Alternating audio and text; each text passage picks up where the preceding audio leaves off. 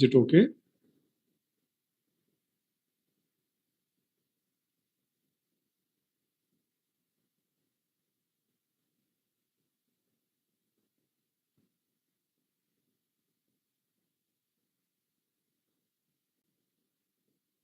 Mujahid?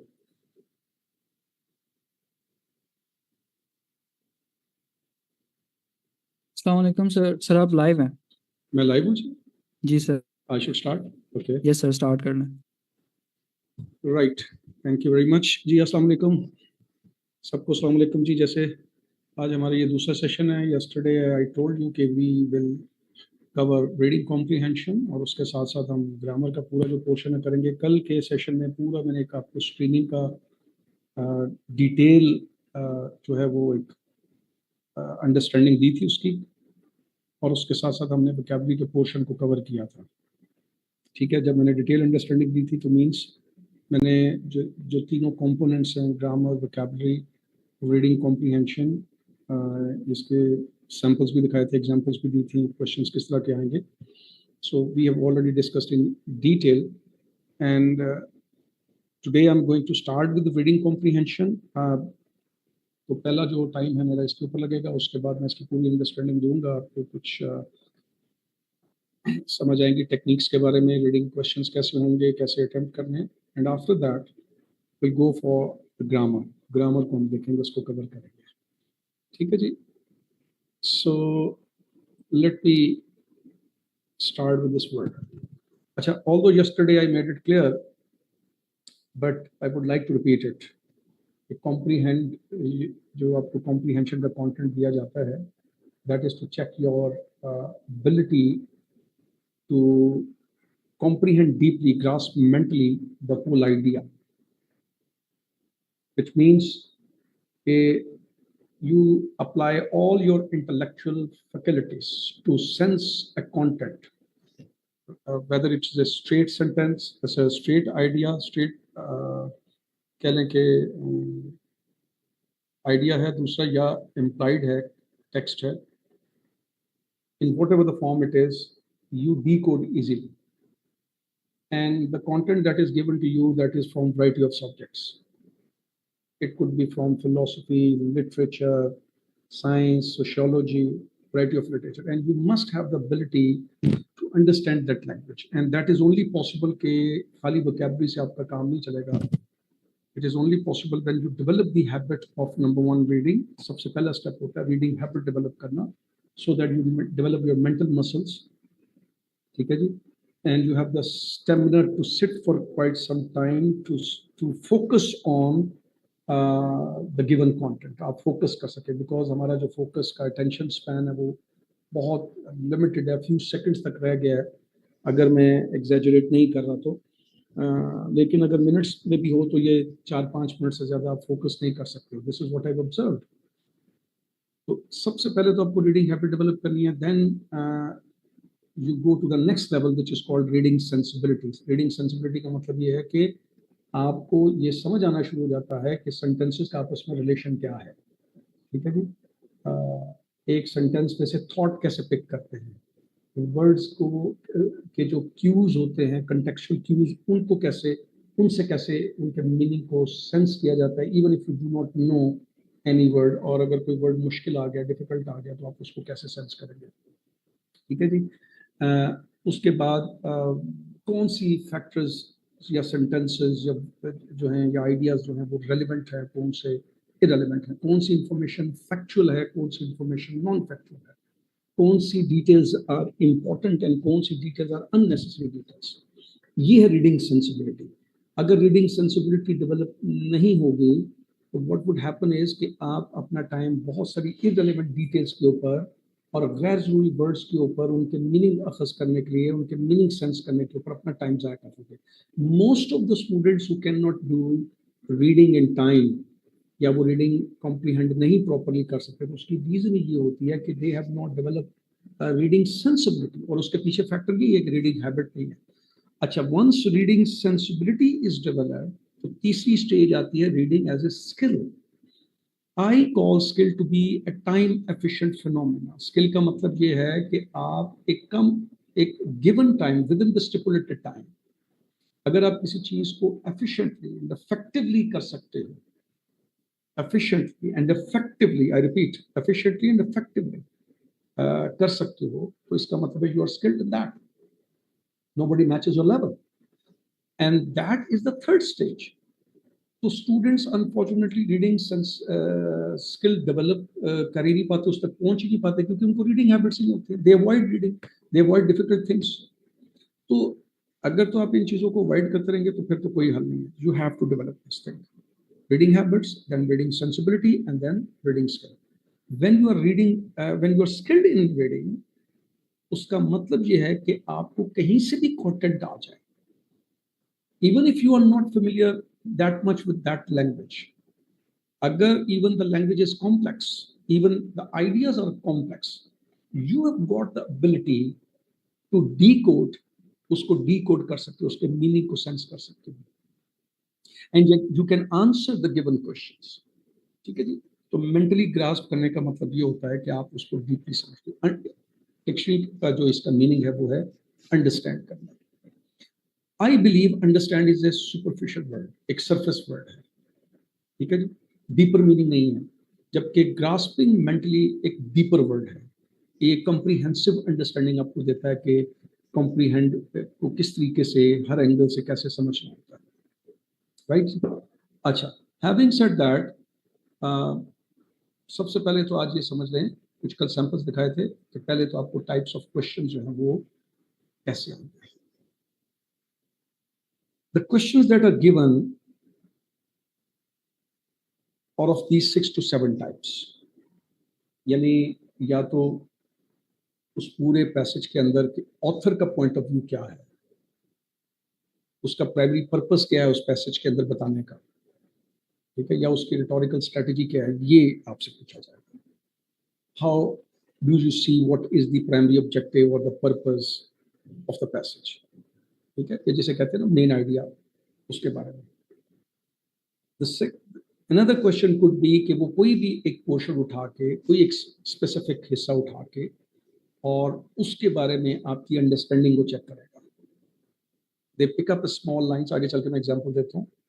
A portion of that, maybe a phrase, maybe something in inverted commas, maybe about an expression, और वो आपसे पूछेगा कि इसका इस डिटेल के बारे में बताओ, इसके बारे में एक्सप्लेन करो. ठीक है जी. थर्ड इज कि द पैसेज के अंदर कुछ इंफॉर्मेशन है जिसके बारे में आपको लॉजिकली अज्यूम करना है. Make a logical assumption based on the details given in the passage. यानी जैसे आप इन्फर करते हो, how would you infer that, क्या इससे खस करते हो, कि क्या इसका क्या मतलब है, इससे वो क्या बताना चाह रहा है. Figure out what the purpose और इफेक्ट ऑफ अ लाइन और paragraph is in the context of a passage. एक स्पेसिफिक लाइन जो है उसको कोट करने का मकसद क्या था, उसके पीछे वो क्या मीनिंग करना चाह रहा है. इसी तरह किसी वर्ड को उठा के वो कहेगा इस कॉन्टेक्स्ट में इसका मीनिंग बताएं. ऑथर की टोन के बारे में, उसके मूड के बारे में, उसकी इमोशनल स्टेट के बारे में आपसे पूछ सकता है. And the last question could be कि एक स्टेटमेंट आपसे पूछेगा और वो कहेगा कि in the context of the paragraph ये देख के बताओ कि ये it's a fact, it's a truth, यदि ट्रू है, ये बात की गई है या नहीं की गई, फॉल्स है या बिल्कुल नहीं की गई, या नॉट गिवन, किसी सूरत में भी इसका जिक्र है ही नहीं, एग्जिस्ट ही नहीं करता. अब इन सारी चीज़ों की मैं आगे चल के एग्जाम्पल्स आपको देता हूँ, उससे आपको समझ आ जाएगा. ठीक है, ये देखो, this is the type of the question जहां पर वो आपसे कहता है कि out of these, of course multiple choice question की फॉर्म में जब दिया जाएगा क्वेश्चन, तो वो कहेगा कि ये मैंने तुम्हारे सामने पर्पस रखे हैं, बताओ इनमें से exactly what is the purpose of, और the primary purpose of course of the passage, जो भी पैसेज दिया जाएगा. ये पैसेज के साथ भी मैं आगे चल के एग्जाम्पल देता हूँ. क्या पैसेज जो है वो discuss the assumptions and reasoning behind the thing, जो भी थ्योरी उस पैसेज के अंदर दी गई है, जो भी बात की गई है, उसके पीछे लॉजिकल रीजनिंग की बात कर रहा है या assumptions के ऊपर बात कर रहा है. इसका प्राइमरी पर्पस क्या है, उस आइडिया, उस थ्योरी, उस टॉपिक के पीछे जो रीजनिंग यूज हुई है या assumption यूज हुए हैं, क्या उसके ऊपर ये बात कर रहा है, मकसद ये है उसका बताना. या इसके अंदर इस अगर कोई, जैसे कि अगर मैंने ये क्वेश्चन उठाया तो फॉर एग्जांपल अगर कोई उस थ्योरी के पीछे कोई एक्सपेरिमेंट का रिजल्ट प्रोपाउंड किया गया है, उसके पीछे कोई मेथडोलॉजी बताई गई है, उस पूरे एक्सपेरिमेंट का कोई एम बताया गया, ऑब्जेक्टिव बताया गया, क्या है इस प्राइमरी पर्पस पैसेज का प्राइमरी पर्पस, या आपको एक स्पेसिफिक फिनोमेना के बारे में कोई कॉन्फ्लिक्टिंग डाटा दिया गया टू एनालाइज, कोई डाटा प्रेजेंट करके उसको एनालाइज करना बताया गया कि उस डाटा है जो कॉन्फ्लिक्टिंग है, ये show the innovative nature of A procedure used in study, या उस पैसेज के अंदर अगर कोई स्टडी दी गई है तो उसका कोई स्पेसिफिक जो प्रोसीजर है, ठीक है, उसकी कोई खास डायमेंशन नोवेलिटी के बारे में डिस्कस किया गया। सो प्राइमरी पर्पस का क्वेश्चन होगा इस तरीके से, वो आपसे पूछेगा इसका बताओ पर्पस क्या है, वॉट एवर द पैसेज, उसका प्राइमरी पर्पस बताओ।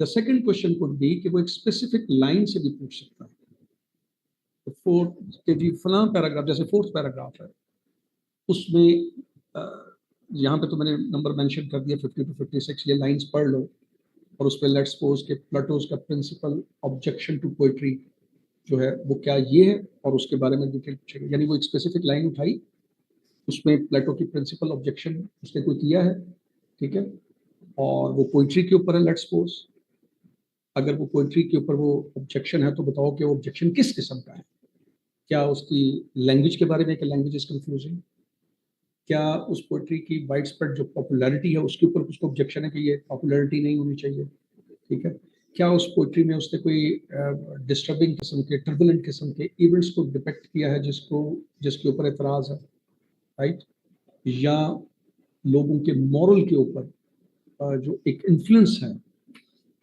ठीक है, उसके ऊपर बात की जाए, तो वो स्पेसिफिक लाइन जब उठाएगा पैराग्राफ से, ठीक है, और उससे वो आपसे पूछेगा कि इसको पढ़ के बताओ कि बेसिकली वो पोइट्री के ऊपर उसका स्पेसिफिक ऑब्जेक्शन क्या है, what is the main objection, नहीं मींस उस लाइन के अंदर ऑब्जेक्शन जरूर मौजूद होगा, ऑब्जेक्शन मौजूद होगा, उस जो लाइंस उठाएगा वहां पर पोइट्री के ऊपर ऑब्जेक्शन होगा, and he would simply ask to identify इधर से कि वो उस ऑब्जेक्शन की नेचर क्या है, वो ऑब्जेक्शन लैंग्वेज के ऊपर है, वो उसकी पॉपुलैरिटी के ऊपर है, वो उस पर जो इवेंट्स एक्सप्लेन किए गए हैं उसके ऊपर है, वो जो इन्फ्लुएंस ऑन मॉरल्स, लोगों के मॉरल्स के ऊपर जो इन्फ्लुएंस है उसके ऊपर है, you have to sense that, उसको आपने गेस करना है, ठीक है जी। दिस वुड शो कि आप किसी भी इंफॉर्मेशन को एनालाइज कैसे करते हैं, your analytical skills, do you have the ability to analyse a specific detail or information, कर सकते हैं कि नहीं कर सकते। So if you can apply your analysis with your analytical approach, it means because there are so आपकी daily communication के अंदर, ओरल कम्युनिकेशन के अंदर, रिटन कम्युनिकेशन के अंदर आपके सामने बहुत सी ऐसी इंफॉर्मेशन आती है जिसको आपने पहले एनालाइज करना होता है। देखो किसी भी इंफॉर्मेशन को पहले आपने अंडरस्टैंड करना है, राइट, उसके बाद आता है कि आपको उसको एनालाइज करना है, दूसरा है उसको वैल्यूएट करना है। वैल्यूएशन का मतलब कि उस इंफॉर्मेशन को आपने जज करना है कि for example what is the thing and why this is important. अगर आपकी ये एबिलिटी है एनालाइज करने के बाद इवैल्यूएट करने की एबिलिटी है, एनालाइज करना जो है वो तो आपको किसी भी प्रॉब्लम सॉल्विंग के लिए बहुत इंपॉर्टेंट है। किसी भी सिचुएशन में कोई प्रॉब्लम आ गई तो प्रॉब्लम को सॉल्व करने के लिए, प्रॉब्लम को आइडेंटिफाई करने एनालिटिकल स्किल होना बड़ा जरूरी है, right.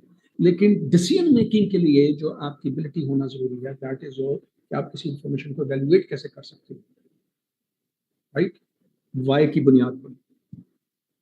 So in this question when he gives you the specific detail उठाएगा जिसमें ऑब्जेक्शन फॉर एग्जांपल मैंने कहा हुआ होगा, तो वो आपसे सिर्फ पूछेगा कि एनालाइज करके बताओ कि ये ऑब्जेक्शन है किस किस्म का। If you can understand that, you can identify the objection, इसका मतलब है कि आपके कॉम्प्रिहेंशन स्किल्स के लिए जो ये वाला एलिमेंट है ऑफ एनालिसिस दैट वर्क्स, ठीक है जी। इसी तरह इन्फ्रेंस, किसी बात से कुछ अखज़ करना, right, which of the following if available, I mean कोई भी चीज है उस पर से कहता है which of the following if available would best refute the author's assertion about the young upstart। Means उसने एक पोर्शन उठाया, ये जो 4 मैंने नीचे जैसे ऑप्शन दिए हैं, और उनको देख के कहता है ये बताओ इनमें से कौन सा है जो राइटर ने बात की थी यंग अपस्टार्ट के बारे में, उसके दावे को रिफ्यूट कर रहा है। ठीक है, अब डेफिनेटली वहां पर डायरेक्ट रिफ्यूटेशन नहीं है, रिफ्यूट डायरेक्टली नहीं करना, आपने इन्फर करना उसकी लाइन से, उनकी लाइन से सेंस करना है कि वो रिफ्यूट कर रहा है। Evidence that certain kinds of particles in nature exceed the speed of light, मतलब ये ऑप्शंस है। For example, confirmation of tradition that exist in the early stages of the big bang, speculation. अच्छा, ये एक चीज सही में रखनी कि इस वक्त इन चीजों के बारे में पैराग्राफ और पैराग्राफ से स्पेसिफिक लाइन उठा के मैं आपको एग्जांपल नहीं दे रहा, राइट? इसलिए नहीं दे रहा हूं कि कल मैंने इससे रिलेटेड पैराग्राफ दिखा के जनरली सारी बातें बताई थी, और आप अभी आगे चल के मैं पैराग्राफ दिखाऊंगा और उनके स्पेसिफिक क्वेश्चंस और उनकी एक्सप्लेनेशन दिखाऊंगा। यहाँ सिर्फ आपको एक जनरल आइडिया दे रहा हूँ कि ये जो डिफरेंट टाइप्स ऑफ क्वेश्चन है ये कैसे आते हैं, that's it. So there is nothing to be worried about कि पैसेज कहाँ है, उसकी लाइन कहाँ है, हमें कैसे पता चलेगा। It is just to give you an idea कि, क्योंकि डिटेल पहले डिस्कशन हो चुकी है शुरू में, तो just to give you an idea कि सवाल कैसे बना होता है। ठीक है जी, तो इस तरह से कोई लाइंस, फॉर एग्जांपल जैसे 57 उस पे यंग अपस्टार्ट का डिस्कशन हुआ है, और वो कहता है जी ये जो नीचे ऑप्शन है, इन ऑप्शंस को सेंस करो, और वो यंग अपस्टार्ट के बारे में जो बात हुई है उसमें जो ऑथर ने असर्शन दी है, दावा किया है, उस बात को समझो, इनमें से देखो कौन सी बात उसकी बात को रिफ्यूट कर रही है। ठीक है जी, so these are the option that are given to you. The next question is about the function. The author of the passage uses the quotation. ठीक है, फॉर एग्जाम्पल उसने दिखा दी ये 5 लाइन नंबर 5 और 6 के अंदर उसकी कोटेशन, और उसने आपसे पूछा कि इस कोटेशन प्राइमरीली ये कर क्या रही है। ठीक है जी, ये प्राइमरीली यानी इसका बुनियादी जो मकसद है, इसको देखें अगर इसका पहला जो इसका ऑब्जेक्टिव है वो क्या है, कोटेशन इस लाइन में एज ए क्या काम कर, as a vivid expression of how she views words, या ये powerful example of what she sought in Shakespeare, scholarly citation linking her to poetic words, comical introduction to a problem encountered by every dramatic performer। यानी उसने कहना है कि ये line है, ठीक है, 5 to 6 लाइन में जाओ, फॉर एग्जाम्पल वहाँ पर ये कोट यूज हुआ है, और ये कोट ये के बताओ कि जो ऑथर ने पैसेज में यूज किया है ये प्राइमरीली किस लिए यूज है, इसका फंक्शन क्या है, ये कोटेशन उसने क्यों यूज की है, वो इस कोट को यूज करके क्या बताना चाह रहा है। ठीक है जी, क्या वो विविड एक्सप्रेशन बताना चाह रहा है of how she use words, या वो एक एज ए पावरफुल एग्जांपल के तौर पर यूज कर रहा है what she sought in Shakespeare, या वो एक हवाला दे रहा है scholarly linking her to the poetic words, या वो एक महज कॉमिकल इंट्रोडक्शन दे रहा है उस प्रॉब्लम के बारे में जो हर ड्रामेटिक परफॉर्मर को एनकाउंटर करनी पड़ती है। ठीक है जी, तो उस कोट को पढ़ना है, डेफिनेटली वो कोट डायरेक्टली तो बातें नहीं करोगे, बट आपको उसके फंक्शन को देखना है कि इस कॉन्टेक्स्ट में क्या है, राइट। इसी तरह से कोई स्पेसिफिक वर्ड, जैसे कि वर्ड है फॉलो। अब फॉलो का एक लेक्सिकल मीनिंग है, लिटरल मीनिंग है, एक है कंटेक्चुअल मीनिंग है। जैसे आपको पता है वर्ड्स के मीनिंग्स होते हैं, लिटरल मीनिंग है, कंटेक्चुअल मीनिंग है, मेटाफोरिकल मीनिंग है, ठीक है जी, फैक्चुअल मीनिंग है, वो मीनिंग्स होते हैं। तो आपसे वो पूछा, स्ट्रेट फॉरवर्ड पूछा कि यार ये फॉलो का जो कॉन्टेक्स्ट के अंदर मतलब है ना वो बताओ। ठीक है, and out of these 4 options जो दिए गए हैं, pursue, result, join in, listen carefully, वो कॉन्टेक्स्ट से देख के बताना है। उसका फॉलो का मतलब लिसन केयरफुली हो, उसका फॉलो का मतलब जॉइन इन हो, उसका फॉलो का मतलब रिजल्ट हो, right, whatever it could be. So it is not the literal meaning, ये लिटरल मीनिंग नहीं है, ये कंटेक्चुअल मीनिंग है। दैट इज वाई हम स्टूडेंट्स को एडवाइस करते हैं कि वोकैबुलरी को, कल भी मैंने बताया था कि जब आपने उस वोकैबुलरी को याद करना है तो वोकैबुलरी के सिर्फ डिक्शनरी मीनिंग देख के उसको मेमोराइज न कर लें, क्रैम मत कर लें, बल्कि उसके पूरे प्रोसेस को, कंसल्टेशन प्रोसेस को करें। इसमें आप वर्ड का प्रोनाउंसिएशन भी देखते हो थ्रू फोनेटिक साइंस, आप उसकी क्लास भी देखते हो कि वो नाउन है, वर्ब, एडजेक्टिव है, फिर उसकी आप प्राइमरी मीनिंग को देखने के बाद उसका सेंटेंस देखते हो, सेंटेंस के बाद उसके प्राइमरी मीनिंग से जो सेंटेंस मैच, सिनोनिम्स मैच करते हैं, और जो नहीं मैच करते सिनोनिम वेरिएंट उनको देखते हैं। ये पूरा कंसल्टेशन प्रोसेस है, और इसके बाद उसी वर्ड को डिफरेंट सेंटेंसेस में यूज हुआ देखें ताकि आपको उसकी कंटेक्चुअल अंडरस्टैंडिंग हो।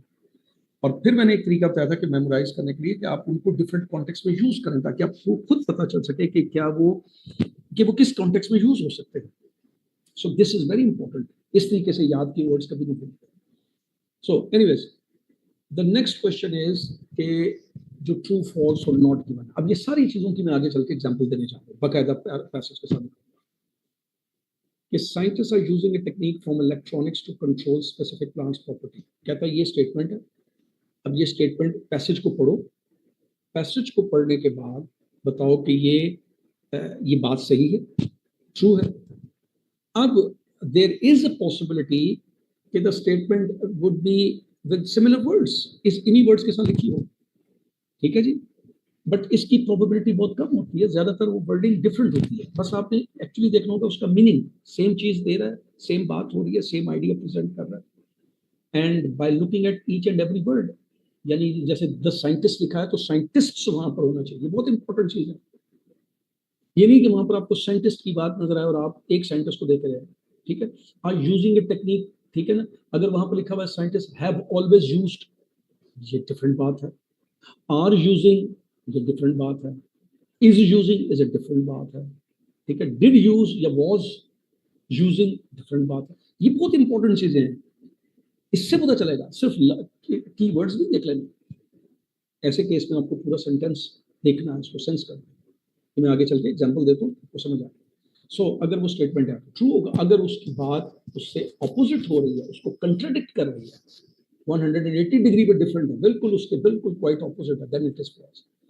इफ अगर वो या तो ऑल टुगेदर मौजूद ही नहीं है या कम अज कम वो नहीं बिल्कुल उससे मैच करिए और ना ही उसके ऑपोजिट है, तो वो नॉट गिवन केस में आएगा. ठीक. तो ये एग्जांपल से भी आपको पता चलेगा. ये देखिए, आज रीडिंग कॉम्प्रिहेंशन को बहुत अच्छे तरीके से समझ रहे हैं. मैं आहिस्ता आहिस्ता बोलता हूँ. 45 मिनट्स के अंदर मैंने टारगेट रखा हुआ रीडिंग को खत्म करने का. The life style in England is, और मैं कल की तरह ही पढ़ूंगा. Lifestyle in England is a rich tapestry woven from tradition, modernity and regional diversity. अब यहीं से पता चल गया, कीवर्ड्स पे नजर रखते जाने साथ साथ मैं आगे चल के रीडिंग स्ट्रेटेजी बताने जा रहा हूँ. रीडिंग स्ट्रेटेजी मैं आगे बताने जा रहा हूँ, यहाँ पर मैं थोड़ा सी डेमोन्स्ट्रेट करूंगा, तो इसलिए मेरे लफ्जों पे गौर करना है. Lifestyle in England is a rich tapestry. इसका मतलब है इंग्लैंड के लाइफस्टाइल की बात होने जा रही है. Rich tapestry woven from tradition, modernity and regional diversity. So 3 element आ गए. ट्रेडिशनल भी है, मॉडर्निटी भी है एंड रीजनल डाइवर्सिटी भी है. ठीक है जी. लाइफस्टाइल के अंदर जो 3 एलिमेंट्स आपको नजर आएंगे. Known for its historical landmarks and vibrant culture, England offers a unique blend of city and country side living. ठीक है जी. यहाँ पर आपको अगर हिस्टोरिक कह रहा है जी, देखिए लैंडमार्क, तो वाइब्रेंट कल्चर, इस कल्चर में वाइब्रेंट है यानी इसमें नई नई चीजें आती रहती हैं. It is evolving constantly, it is not a stagnant culture. तो कहते हैं इंग्लैंड ऑफर्स यूनिक, इसके अंदर आपको सिटी वाला भी माहौल नजर आएगा, कंट्री देहात की जो लाइफस्टाइल है वो भी नजर आएगा. इन अब जब ये 2 बातें कर ली, उसमें पहले उसने एक जनरल अंडरस्टैंडिंग दी कि लाइफस्टाइल क्या है, उस पर ट्रेडिशनल है, मॉडर्निटी है, रीजनल डाइवर्सिटी है. उसके बाद रीजनल डाइवर्सिटी में जब वो बात करता है तो कहता है वाइब्रेंट कल्चर है. वाइब्रेंट कल्चर का मतलब मुख्तलिफ जो चीज़ें हैं उनको वो अकोमोडेट करते हैं, इवॉल्व कर रहा है. और उसके बाद उसने स्पेसिफाई किया blend of city and country side living. I hope कि ये आपको एरो नजर आ रहा होगा. इन अर्बन, अब यहाँ पर उस स्पेसिफिक पे जाने जा रहा है. पहले अर्बन की बात करें. In urban areas like London, residents enjoy fast paced lifestyle characterised by thriving arts scene, bustling markets and a wide array of dining options from traditional pubs to Michelin-starred restaurants. ठीक है जी. अब ये उसने पूरा यहाँ पर लंदन के बारे में जो रेजिडेंट्स हैं वो किस किस्म का लाइफस्टाइल है, उनकी होगी एक क्वालिटी होगी फास्ट पेस्ड लाइफस्टाइल. ये कीवर्ड हो गया. ठीक है जी. उसमें आर्ट शामिल है, मार्केट्स हैं, डाइनिंग ऑप्शंस हैं, पब्स है, ट्रेडिशनल से देखिए मॉडर्न. ठीक. English are known for their appreciation of leisure, often spending weekends exploring the countryside, visiting museums, and enjoying outdoor activities such as hiking and cycling. यहाँ पर उन्होंने बता दिया कि एलिमेंट बता दिया कि वो अपने टाइम को, लेजर को बहुत एंजॉय करते हैं और वो कहाँ पे गुजारते हैं, एक्सप्लोर करते हैं कंट्री साइड वाली साइड पर, पीसफुल प्लेसेस पे जाते हैं जिनमें म्यूजियम है, आउटडोर एक्टिविटीज को एंजॉय करते हैं. उनका नाम 3 एलिमेंट्स आ गए. कंट्रास्ट. अब देखो इतने हिस्से में साइकिलिंग तक, अर्बन से लेके साइकिलिंग तक, ये अर्बन एरिया की पूरे लाइफस्टाइल की जो है ना वो एक इमेज बिल्डिंग कर दी, आपके जहन में पिक्चर क्रिएट कर दी, और उसके बाद उसने जो लफ्ज स्टार्ट किया, जो ट्रांजिशन यूज किया वो है इन कंट्रास्ट। इसका मतलब ये है कि इसके कुछ ऑपोजिट होगा, यहीं से आपको एक आइडिया हो जाना चाहिए। ये है reading sensibility. In contrast rural areas provide a more relaxed peace of life. अब ये देखो, वहां पर उसने कहा था फास्ट पेस्ड लाइफस्टाइल, यहाँ पर है more relaxed peace of life, बिल्कुल ऑपोजिट। देखो कंट्रास्ट आ गया।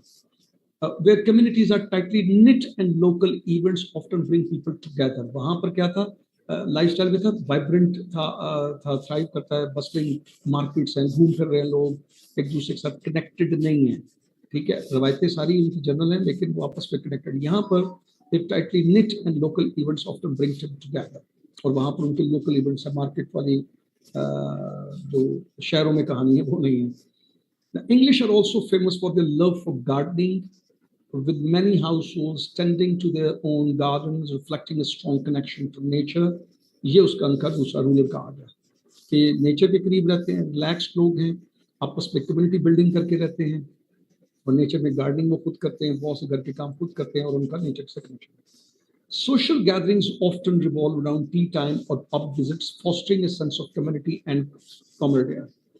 एडिशनली यहाँ पर उनकी सोशल गैदरिंग का एलिमेंट डिस्कस हो गया, ठीक है जी, और ये अर्बन के लिए जनरल बात हो रही है यहाँ, ठीक है। एडिशनली द चेंजिंग सीजन, अब वहां पर गैदरिंग की बात हो, दो एरियाज बयान कर दिए, अर्बन और रूरल एरिया का लाइफस्टाइल, और उसके बाद सोशल गैदरिंग्स बता दी, रिवॉल्व अराउंड टी टाइम और पब विजिट्स, ठीक है।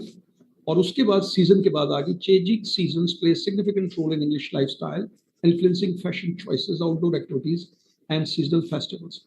ओवरऑल, अब यहाँ पर वो कंक्लूड है, England lifestyle is a harmonious blend of cultural heritage, जो सेम ऊपर बात ट्रेडिशन में थी, यहाँ पर cultural heritage, social connection and appreciation for both urban and rural experiences.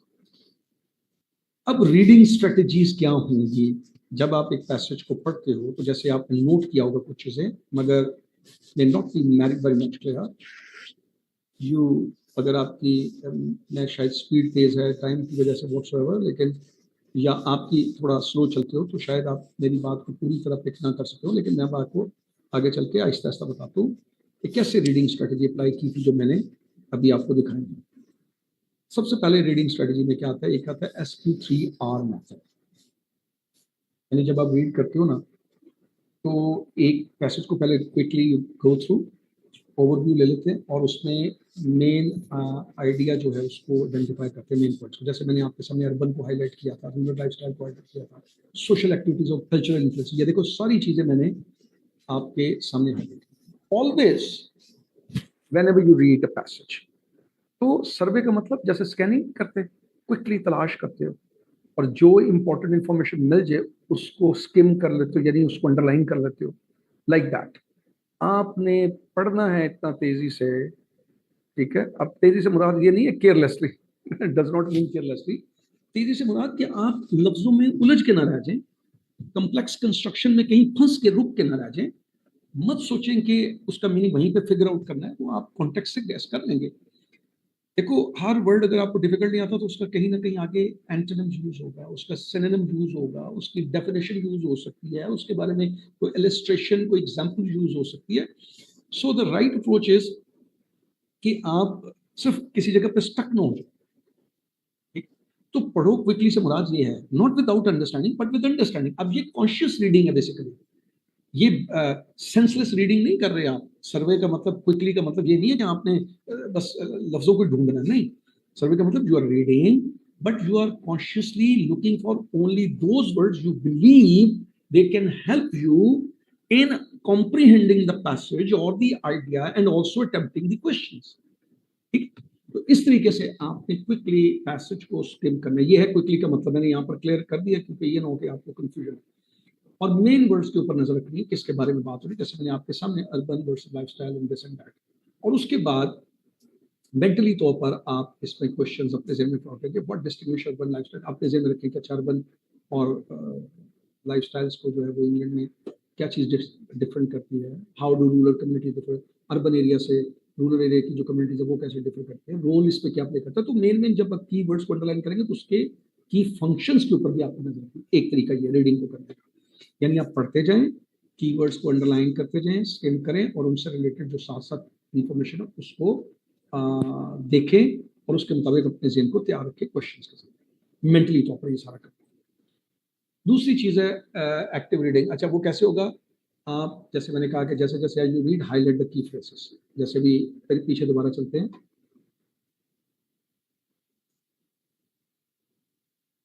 जब देखो ना अर्बन रूरल लाइफस्टाइल आपने पढ़ा ना, तो ये देखो आगे ये तो अर्बन की क्या लाइफ थी, फास्ट पेस लाइफस्टाइल थी। फिर पीछे चलते हैं, फिर उसके बाद सोशल रूरल कम्युनिटीज के बारे में आपने पढ़ा, लाइफस्टाइल के बारे में पढ़ा, सोशल एक्टिविटीज के बारे में पढ़ा, तो उसके बारे में क्या है जी, tight communities in rural areas. ठीक है, फिर उसके बारे में पढ़ा सीजन क्या रोल प्ले करते हैं, तो सीजन से देखें changing season influence lifestyle choices. तो हर उस वर्ड से रिलेटेड इंफॉर्मेशन जो मेजर इंफॉर्मेशन जो उसका फंक्शन बताया गया वो आपने अंडरलाइन करना, इसको कहते हैं active, right. The way you read is called passive reading. Passive reading का मतलब ये है कि you are not actively involve by critically thinking about every word or every information. You are not analyzing information. You are not relating that information. ठीक है, जबकि active reader का मतलब है कि you are consciously involve, you know what you are looking for, और जो आपको ढूंढ रहे हैं उससे रिलेटेड जहां जहां इंफॉर्मेशन आती है आप उसको निक टुगेदर करने की कोशिश करते हैं ताकि आपको याद रहे, उनको अंडरलाइन करते हो, उनके ऊपर नंबर्स लगाते हो, वॉट एवर यू डू, ताकि आपको याद रहे कि इससे रिलेटेड ये बात मौजूद है।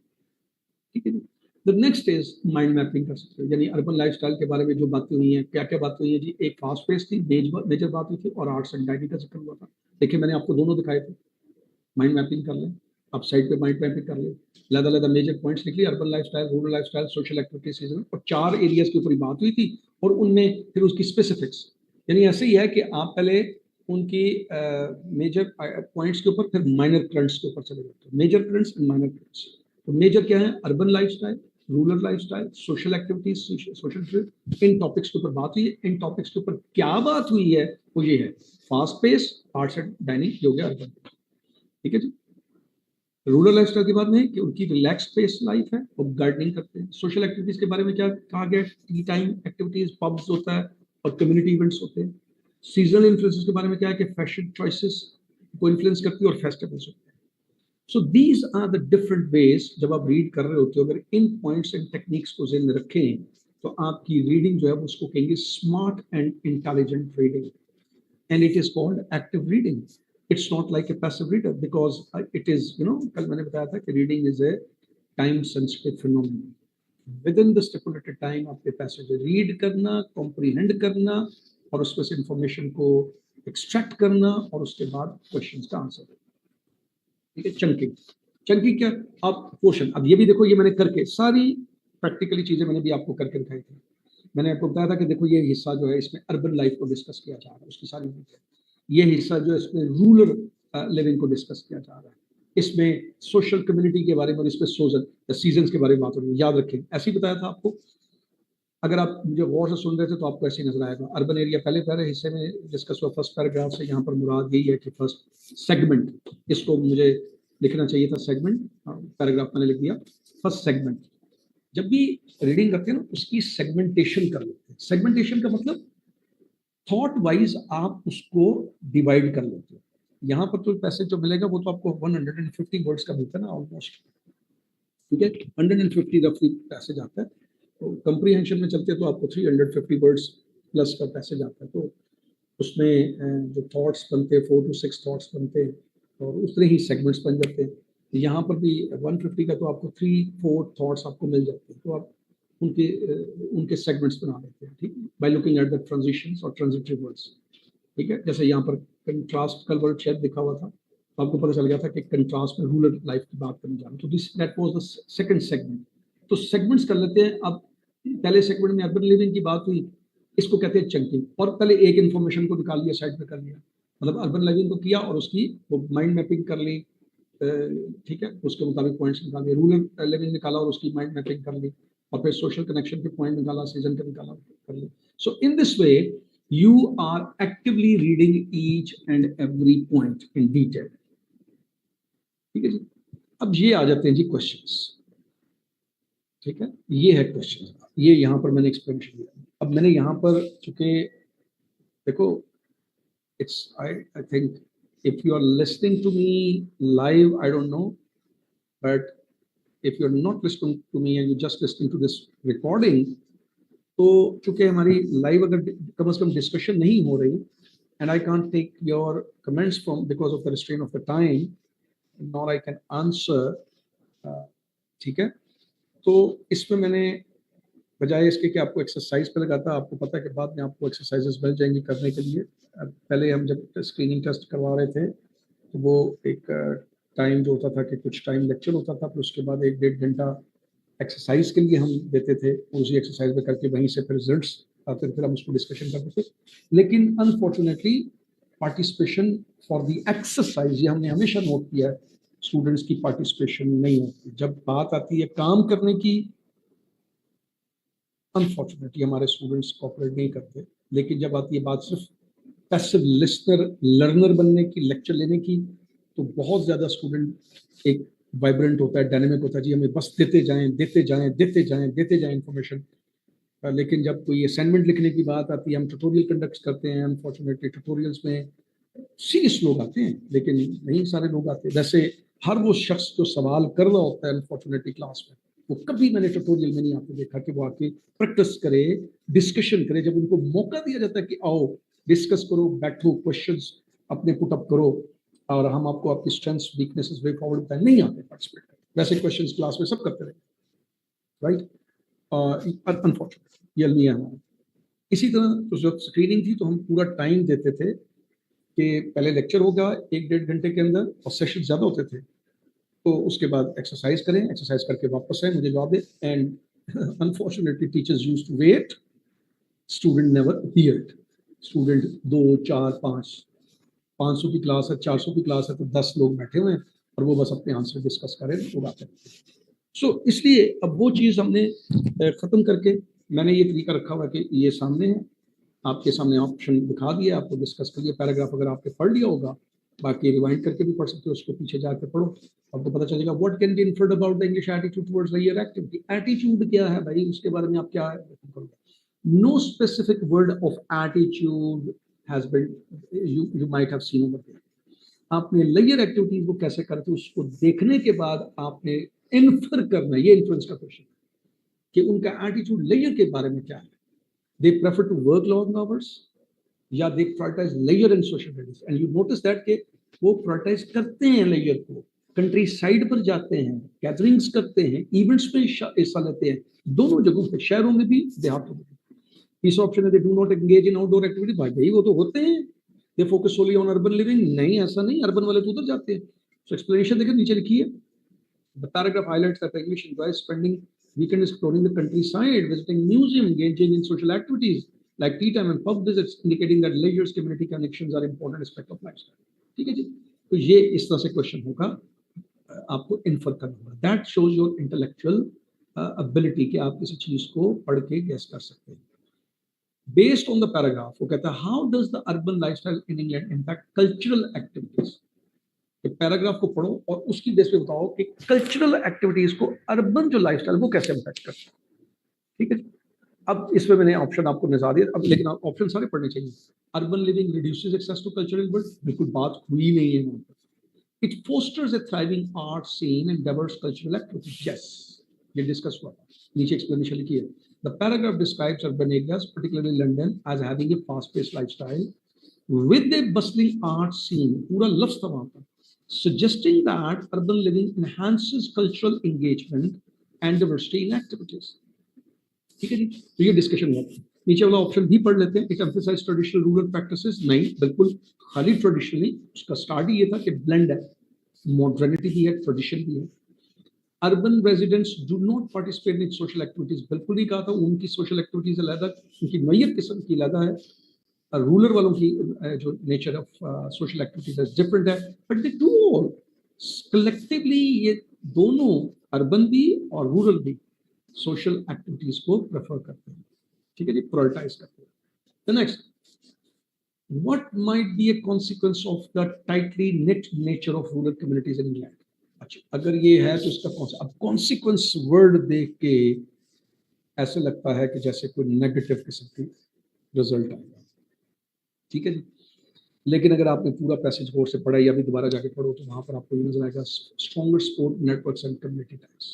बिल्कुल, मैं दोबारा वैसे दिखा भी देता हूँ। एक काम करते हैं, थोड़ा पीछे चलते हैं, ये नीचे लाके डिस्क्रिप्शन लिखिए, the description of rural communities that tightly net suggest that residents suggest that residents likely enjoy strong relationship and support networks facilitating a sense of belonging and community। अब जरा जाके देखते हैं जी स्ट्रॉन्गर नेटवर्क टाइज को कैसे करते हैं। ये पैसेज पे चलते हैं, ये in contrast, rural provide a more relaxed pace of life, while communities are tightly knit and local environment bring people together. The English are famous for love gardening। ये हो गया जी, social gatherings often revolve around tea time। This one, ठीक है जी, changing। और यहाँ तक ये बात हुई, ऊपर भी जब बात हुई थी तो fast pace by thriving arts scene, bustling market and wide array of options from traditional pubs to this one।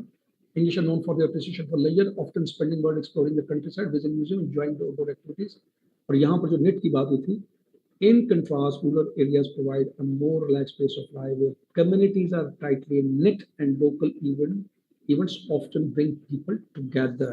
Local events का इसका मतलब ये है कि वो यहाँ पर आ जाते हैं, कहाँ पर, ये stronger support देते हैं, knit together, suggest that residents likely enjoy stronger।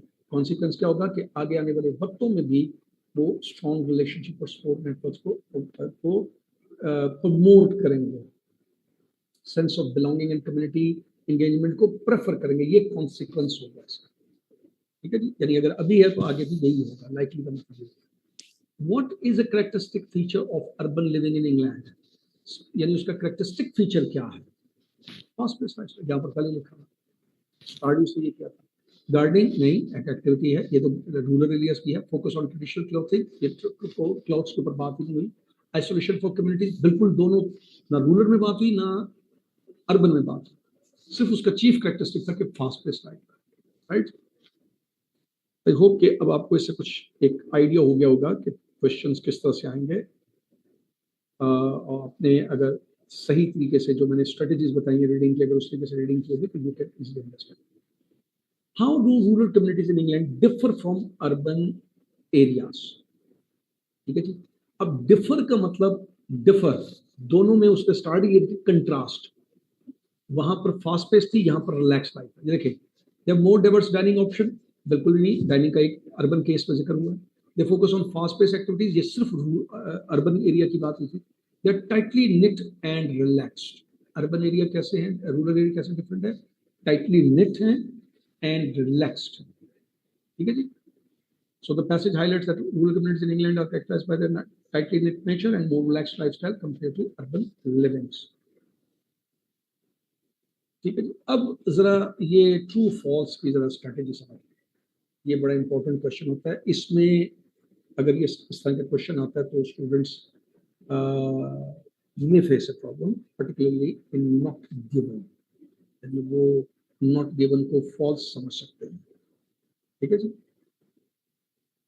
बड़ी क्लियर बात समझ लो, ठीक है। अगर स्टेटमेंट के अंदर जो स्टेटमेंट दिखाई गई है, ठीक है, वो पैसेज के अंदर जो दी गई इंफॉर्मेशन है उससे 100% मैच करें, 100% मैच करें इन टर्म्स ऑफ उसकी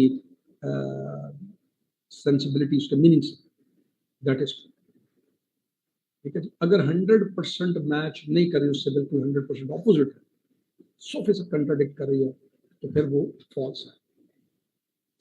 नॉट गिवन तब होगा कि उसी के अंदर कोई इजाफा होकर वो उससे मैच नहीं कर रही, कंट्राडिक्ट नहीं कर रही, मगर उससे मैच नहीं कर रही, या वो लैक कर रही है, मेजर इंफॉर्मेशन को लैक कर रही है, किसी बात को डिनाई कर, उसी के किसी एक एलिमेंट को डिनाई कर। कंट्राडिक्ट होगा जब पूरी स्टेटमेंट से बात कंट्राडिक्ट करेगी। Late me show you an example.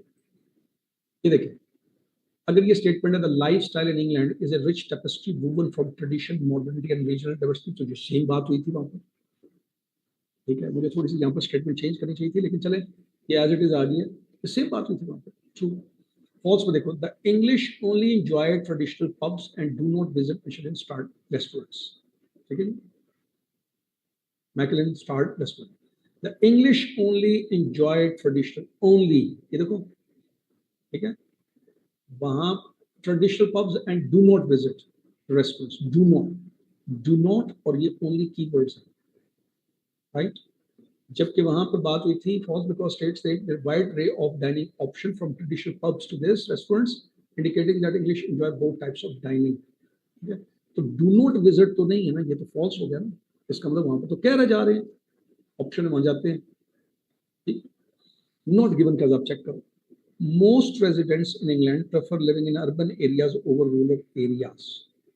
अब this statement is not given because while the passage discuss urban and rural lifestyle, it does not provide specific information about the preference of most residents.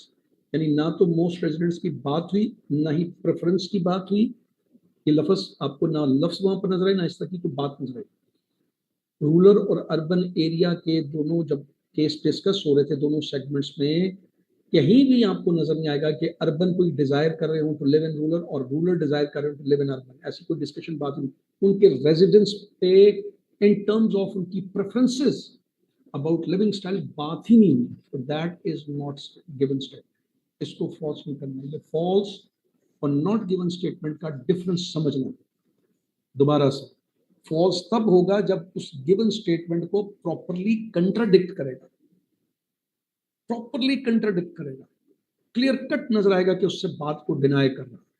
जबकि not given statement होगी जब वो information exist ही नहीं करती होगी, ठीक है जी, उस तरह की बात कहीं किसी शक्ल में भी नहीं होगी, दैट इज नॉट गिवन।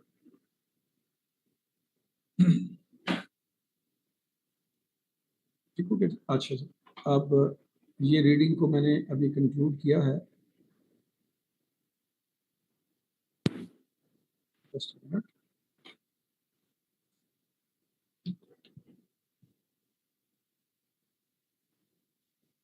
अब हम आ जाते हैं जी ग्रामर के पोर्शन पर। तो ग्रामर में मैं क्विकली, चूंकि हमारे पास 1 आवर का टाइम है, उसमें मैं एक जो एक सेकेंड आप पहले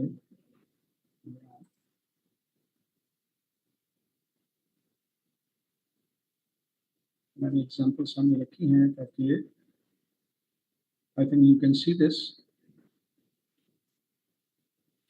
I hope you can see this quickly. Grammar के अंदर जैसे मैंने आपको बताया था, पार्ट्स ऑफ स्पीच,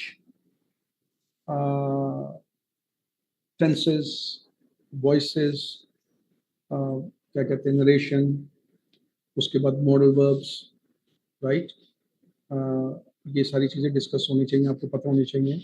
उसके बाद स्पेसिफिक टाइप्स ऑफ क्वेश्चन। तो मैंने यहाँ पर टेंसेस या वॉइसेस या नरेशन के ऊपर नहीं जा रहा हूँ, because we have discuss all these things in the class. यहाँ पर मैं सिर्फ टिपिकल जो ग्रामर की चीज़ें हैं, चंद बड़ी इंपॉर्टेंट जो आपको पता होनी चाहिए, बेसिक चीज़ें जिनके ऊपर लोग फोकस नहीं करते और वो गलती कर जाते हैं, उनकी एक with each and every definition, छोटी छोटी सी डेफिनेशन और एग्जाम्पल के साथ आपको बताना चाहिए, एक पहचान आपको। मैंने इतनी डेफिनेशन सिंपल और कंसाइज रखी है, इतनी सिंपल एग्जाम्पल्स रखी हैं, कोई जार्गन्स यूज नहीं किए, ताकि आपको बात बड़ी आसानी से समझ आ जाए।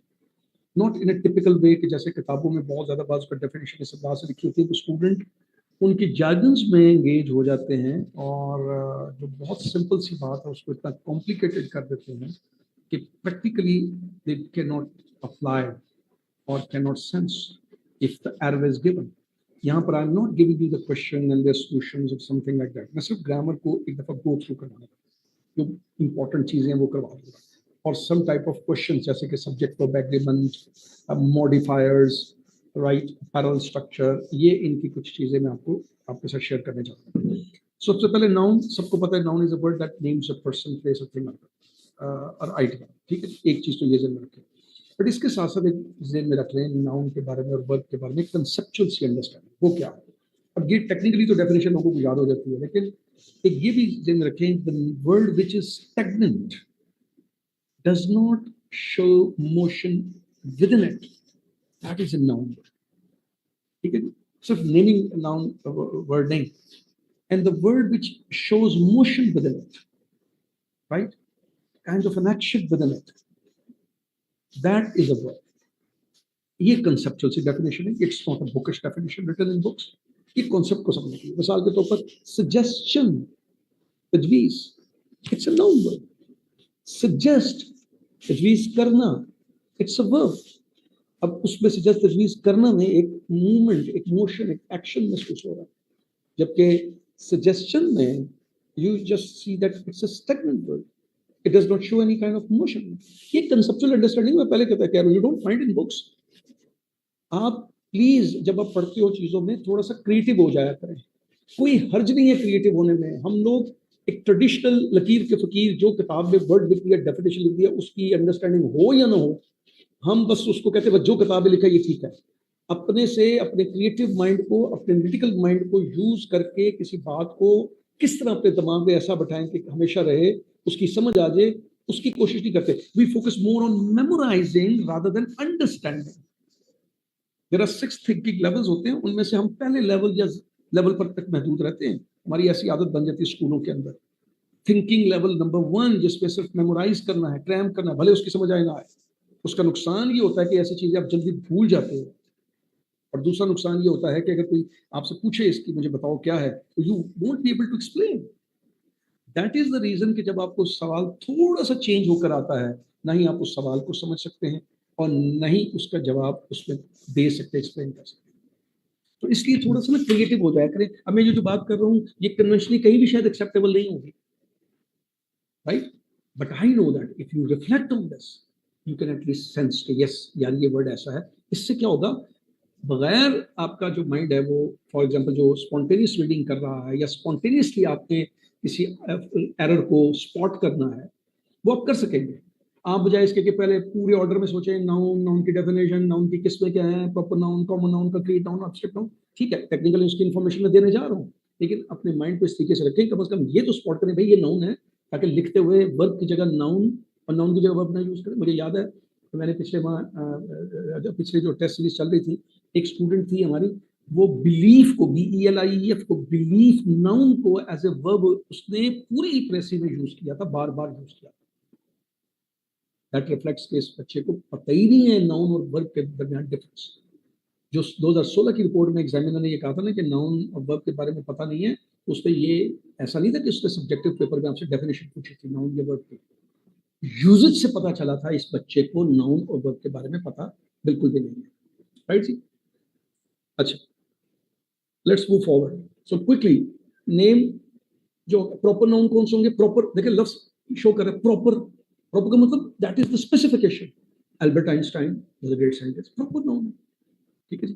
कॉमन नाउन कौन सा होगा, which is it's a noun is to tell के चीजों को डिफरेंशिएट करने के बारे में, लेकिन उसका कोई स्पेसिफिक आइडेंटिटी नहीं है. बस सिटी, अब सिटी तो कहीं है, सिटी तो कहीं है ना, बट वो प्रॉपर नाउन नहीं है. ये कॉमन नाउन मींस हर सिटी एक सिटी है, जस्ट टू इंडिकेट कि अच्छा ये जगह जो है यहाँ पर लोग रहते हैं, यहाँ मार्केट्स हैं, यहाँ बाजार हैं, बड़ी रोड्स हैं, malls and all this things. That is concrete noun which is about something that you can touch. it is visible, it is in the material form. ठीक है जी. it is in the material form, that is a concrete noun. ठोस हालत में definite है. image building, image आता है आपके जहन में. abstract which has no image in your mind. human mind senses the picture. abstract है, चाहे आइडिया, क्वालिटी, स्टेट्स है. हैप्पीनेस, अब हैप्पीनेस को किसी ने देखा तो नहीं, मुस्कुराते चेहरे को जरूर देख रहे हैं, लेकिन उस मुस्कुराते चेहरे के पीछे गम भी हो सकता है भाई. ठीक है. Happiness can not be seen, ना, may be expressed not seen. collective nouns यानी वो नाउन जो पूरे ग्रुप को इंडिकेट करेगा. Team, the team celebrated their victory. countable nouns that can be counted, uncountable nouns which cannot be counted. so ये water count हो सकता है, नहीं हो सकता. ऑयल काउंट हो सकता है, मिल्क काउंट हो सकता है, नहीं हो सकता. ठीक है. तो ये नाउन की स्पेसिफिक किस्में होती हैं. Right. Pronouns, pronouns, pro mean favour करने वाला. प्रोनाउन नाउन की फेवर करने वाला, mean telling something about the noun. ये देखो अब ये मैं क्रिएटिव डेफिनेशन दे रहा हूँ आपको, बुकिश डेफिनेशन. प्रो कहते हैं ना, pro Pakistani, pro Indian, pro American, favour करने वाला. सो नाउन की जगह यूज होने वाला है in place of, mean it is referring to noun, it is taking, it is supporting noun, noun के बारे में बात कर रहा है. सो ही, ठीक है जी, went to know, she, I will you, they, ये सारे नाउन होते हैं. पोजेसिव का मतलब पोजेस करना, शो मलकियत. द बुक इज माइन या my book. Reflexive pronoun, reflexive. मैं बार बार बोल रहा हूँ कि मैं बुकिश डेफिनेशंस का ना आदी हूँ ना मैं बोल रहा हूँ यहाँ पर, मैं कंसेप्चुअल बात बता रहा हूँ ताकि आपको साथ साथ समझ आती है. रिफ्लेक्सिव, मुनक्किस होना, रिफ्लेक्ट कहते हैं मुनक्किस होना. Refer back to this. ठीक है. जैसे पता चलेगा उसकी, उसके वापस उसको दे रहे. She made herself a cup of T. herself, yourself, myself, ठीक है, themselves, ये reflexive pronouns. Demonstrative means, you know, where you are signaling किसी खास चीज की निशान कर, this, that, these, ये सब demonstrative pronouns है, because ये किसी नाम की जगह पे यूज हो रहे, किसी जगह के लिए, लोगों के लिए, ज्यादा के लिए. Relative pronouns, ठीक है जी. Relative pronouns mean, जैसे यहाँ पर introduce the depending clause, means the man who called is my friend. अब ये देखो, ये who is telling about the man, उस शख्स के बारे में जिसने उसे कहा. Who called, the man who called is my friend. जिसने बुलाया वो मेरा दोस्त है. The man who called, जिसने बुलाया उसे, वो मेरा दोस्त है. Relative pronoun means it is referring to that person, और एक नई introduction दे रहा है उसके बारे में. बताओ उस man के बारे में ना, right? और उसके बारे में एक इंफॉर्मेशन आगे देगा. Interrogative pronouns when it is in the form of a question. अब ये देखो, रिलेटिव प्रोनाउन और इंटरोगेटिव प्रोनाउन दोनों के अंदर हु का वर्ड यूज होगा, देखो. But it is not asking, this is not asking, it is telling, it is informing, it is sharing. The man who called is my friend, असल जुमला ये है. Man who called is my friend, ये पूरा हिस्सा, the man who called, यहाँ पर उस मैन के बारे में बताया गया, is my friend, is my friend, ये उसके बारे में इंफॉर्मेशन दे रहा है. is not asking, यहाँ पर पूछा who is coming to the party, यहाँ पर पूछा. सो ये ज़हन में नहीं उठाना, जब वो इंटरोगेटिव प्रोनाउन होगा तो बाकायदा उसमें क्वेश्चन प्रोबिंग हो रही होगी, इन्वेस्टिगेशन हो रही होगी, और जब वो ऐसे रिलेटिव प्रोनाउन के तौर पर यूज होगा तो वो बता रहा होगा, इंफॉर्मेशन दे रहा है, क्वेश्चन नहीं कर रहा होगा. Indefinite pronouns refer to noun, specific things or noun, यानी everyone, indefinite, everyone, पता नहीं कितने हैं वहाँ पर. And you have to go through the grammar please all. I am just giving you the general idea ताकि आपको एक समझ आ जाए कि ये चीज़ों के बारे में लाजमी पता होना चाहिए, right?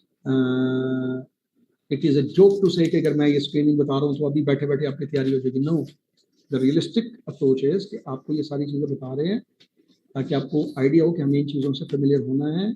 And then for the rest of the days we practice on that. कोई भी लाइव क्लास चाहे 10 दिन भी हम चलाएंगे, उस तैयारी नहीं आपकी कर देगी, वो आपको इन्फॉर्म कर रही है. You have to prepare yourself. यहाँ पर आपको एक कॉम्प्रिहेंसिव इन्फॉर्मेशन मिल गई कि भाई इन चीज़ों को तो बिल्कुल नहीं इग्नोर करो, इन चीज़ों को तो लाजमी पढ़ो, समझो. अच्छा जी, वर्ब्स क्या होंगे? Obviously verb is an action, right, of anything. अब उस वर्ब के अंदर 4 तरह के देखो वर्ब्स हैं. एक्शन वर्ब, जो बाकायदा एक्शन शो कर रहा है.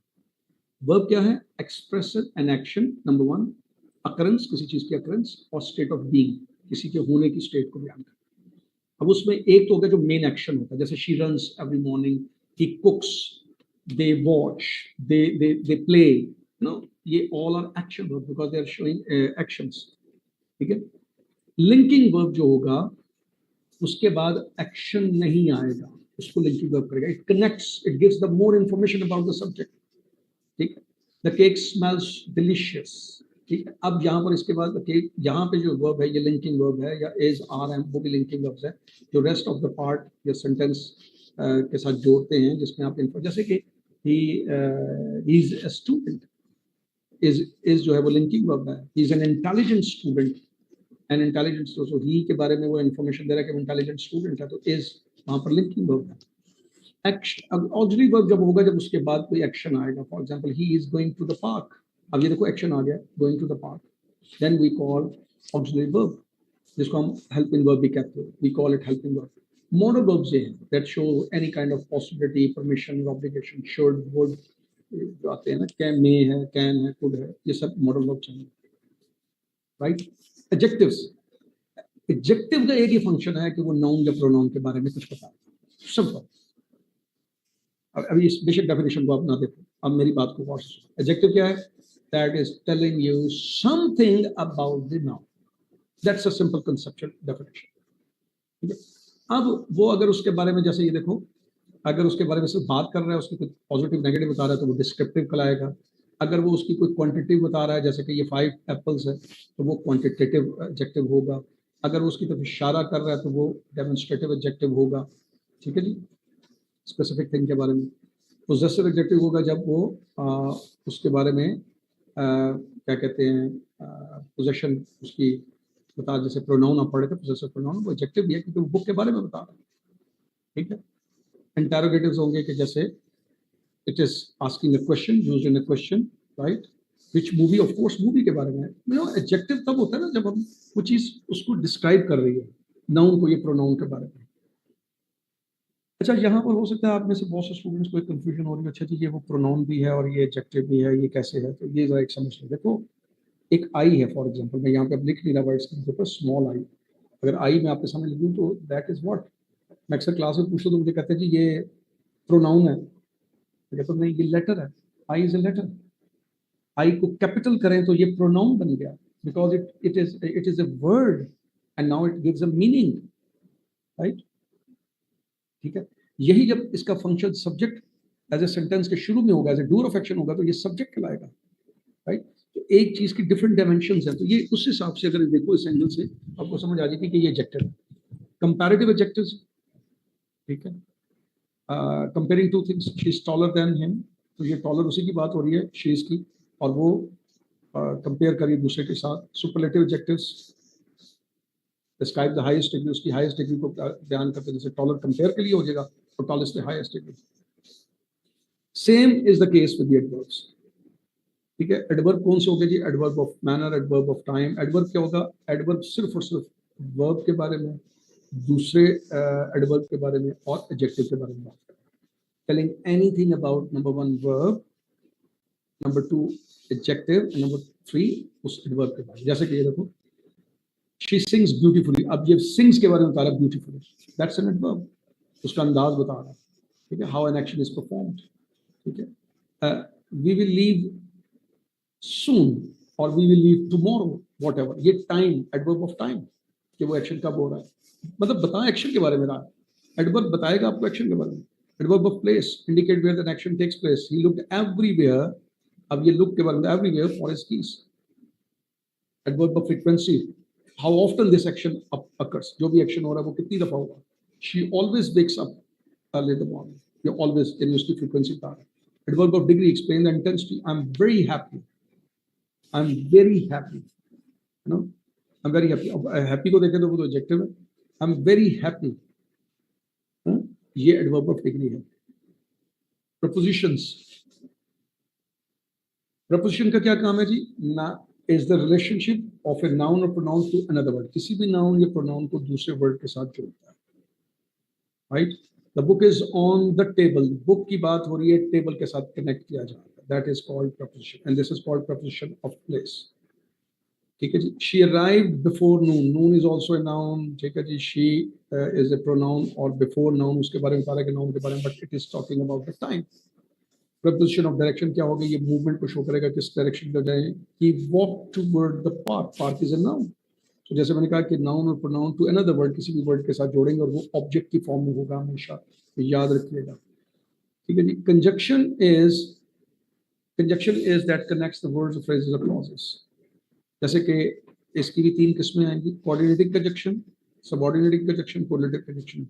कोऑर्डिनेटिंग कंजक्शन का मतलब ये है कि 2 इंडिपेंडेंट क्लॉजेस को मिलाएगा, कोऑर्डिनेट करा रहा है ना उनके दरमियान, they may have no relationship.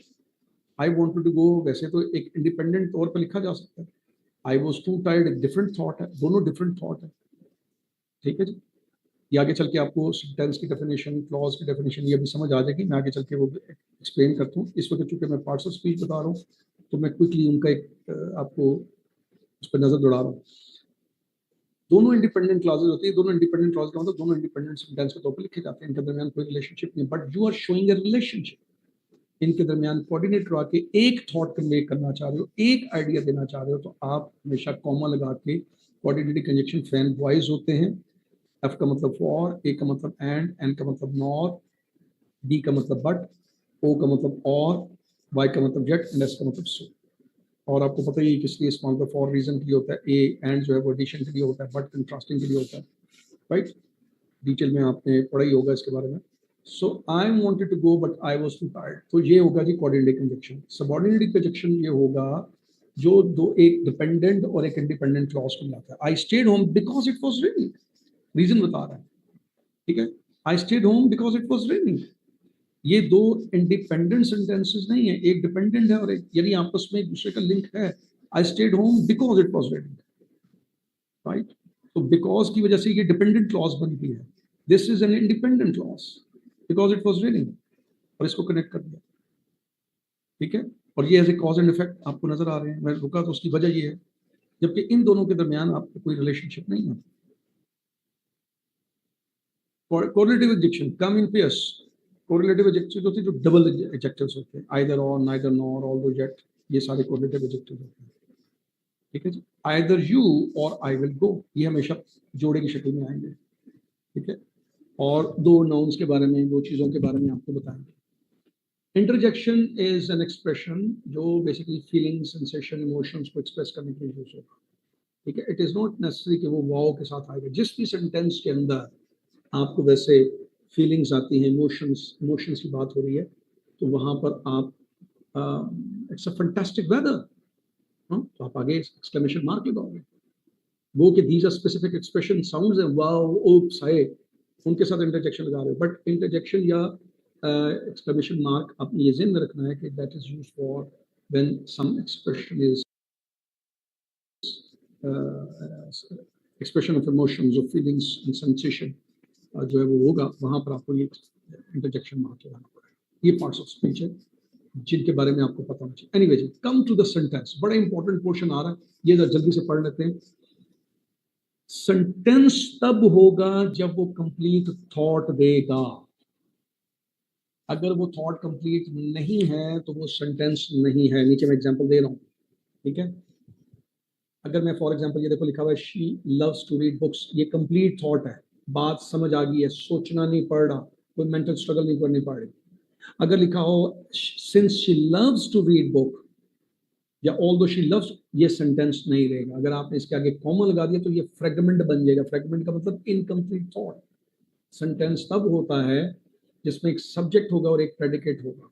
She is a subject and predicate का मतलब उसका बकिया हिस्सा, उसके बारे में बता रहा है क्या वो करती है, लव्स टू रीड बुक्स, ठीक है। बुक्स पढ़ना उसे पसंद है, ठीक है। वो स्टेटमेंट हो सकता है, वो क्वेश्चन की शक्ल में हो सकता है, वो कमांड की शक्ल में, एक्सप्लेन, किसी भी शक्ल में, ये नेचर्स है उसकी। क्या स्टेटमेंट का मतलब वो सिर्फ इन्फॉर्म कर रहा है, क्वेश्चन का मतलब वो प्रोव कर रहा है, कमांड का मतलब उसे ऑर्डर दे रहा है, या उसमें कोई हैरत का इजहार, इमोशन का, फीलिंग्स का इजहार कर रहा है, बट होगा वो एक कंप्लीट थॉट, ठीक है जी। सेंटेंस कहते हैं। जबकि क्लॉज क्या है? Clause is a group of word that contains a subject and a predicate but does not complete a thought. तो थॉट कंप्लीट नहीं करेगा, ठीक है जी। क्लॉज हम क्यों, देखो क्लॉज का लफ्जी तर्जुमा समझ लो जैसे पार्ट, हिस्सा। जब एक सेंटेंस एक ही, देखो एक सेंटेंस हो ना, उसके मिनिमम इंग्रेडिएंट्स हैं सब्जेक्ट, वर्ब, ऑब्जेक्ट, या subject, helping verb, verb and object. तमाम tenses on the basis of this formula आपको सिखाए जाते हैं। In order to structure a thought, in order to structure a thought, आप क्या यूज करते हो? Subject, verb, object minimum level पे, यानी प्रेजेंट डेफिनेट और पास्ट इंडेफिनिट पे आते हैं, और बाकी जितने भी टेंसेस है, मॉडल वर्ब्स हैं, वो किस पे आते हैं? Subject, verb, helping verb, verb and object, ठीक है जी। इस पे एक थॉट स्ट्रक्चर किया जाता है, इसको हम कहते हैं सेंटेंस। यानी इन वर्ड्स को हम सेंटेंस नहीं करते, एक थॉट को स्ट्रक्चर करने के लिए मिनिमम रिक्वायरमेंट ये है, ठीक है जी। और तमाम टेंसेस पे सिखाए जाते हैं। अब सेंटेंस की असल डेफिनेशन है कि वो एक थॉट पूरा देगा। अब वो थॉट के लिए मिनिमम स्ट्रक्चर तो ये हो गया कि subject, helping verb and object, ठीक है जी। और उसके लिए जो आगे है वो ये है कि बाज़ का दो सेंटेंसेस को मिला के वो थॉट कन्वे होगा।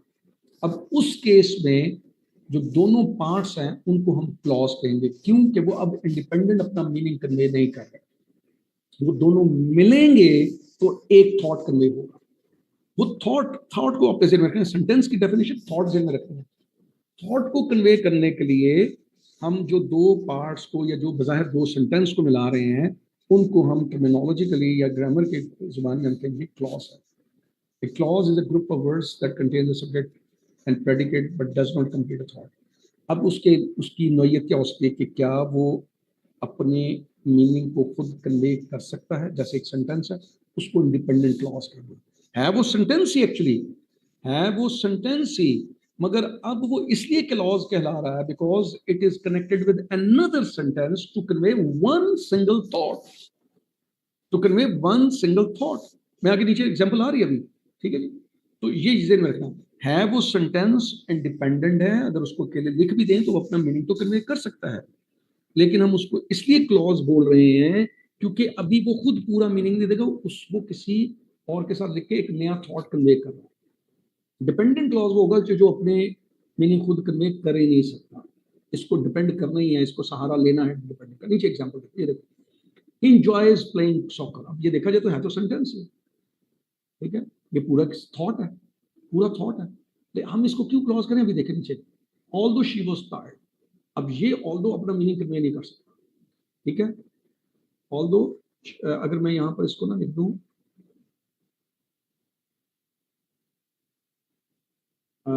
इसको अगर मैं शी कर दूं तो इसको मिलाया जा सकता है, मतलब मैंने यहाँ पर नीचे सॉरी एग्जांपल लिखनी भूल गया हूँ मैं, चलो कंपाउंड सेंटेंस में आएगा तो उसको पता चल जाएगा। यहाँ पर सिर्फ आप ये देख लो कि इंडिपेंडेंट क्लॉज का मतलब है कि वो अपना मीनिंग अकेला एज ए सेंटेंस कह सकता है, राइट।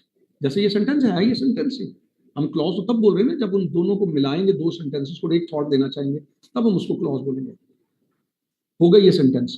डिपेंडेंट क्लॉज का मतलब है कि वो किसी सूरत में अपना मीनिंग कन्वे नहीं कर सकता, इट नीड्स समवन, ये इनकम्प्लीट, ठीक है जी।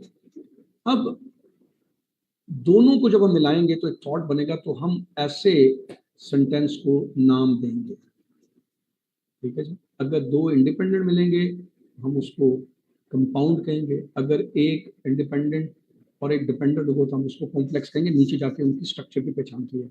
इस वक्त मैंने आपको पहले सेंटेंस की डेफिनेशन बताई है, क्लॉज की डेफिनेशन और क्लास की क्लासिफिकेशन बताई, ठीक है।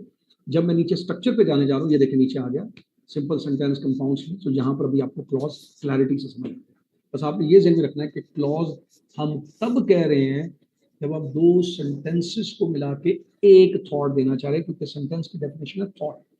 अब एक थॉट को कन्वे करने के लिए मिनिमम जो स्ट्रक्चर रिक्वायर्ड है वो है सिंपल सेंटेंस स्ट्रक्चर, ये जिसके मैंने फॉर्मूला बोला था, सब्जेक्ट वर्ब ऑब्जेक्ट या subject helping verb and object, ठीक है, ये मिनिमम उसका फॉर्मूला है।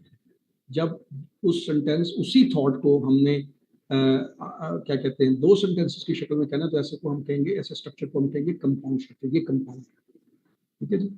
और ये है कॉम्प्लेक्स स्ट्रक्चर, इसमें मिनिमम दो सेंटेंस होंगे, एक डिपेंडेंट और एक इंडिपेंडेंट, राइट।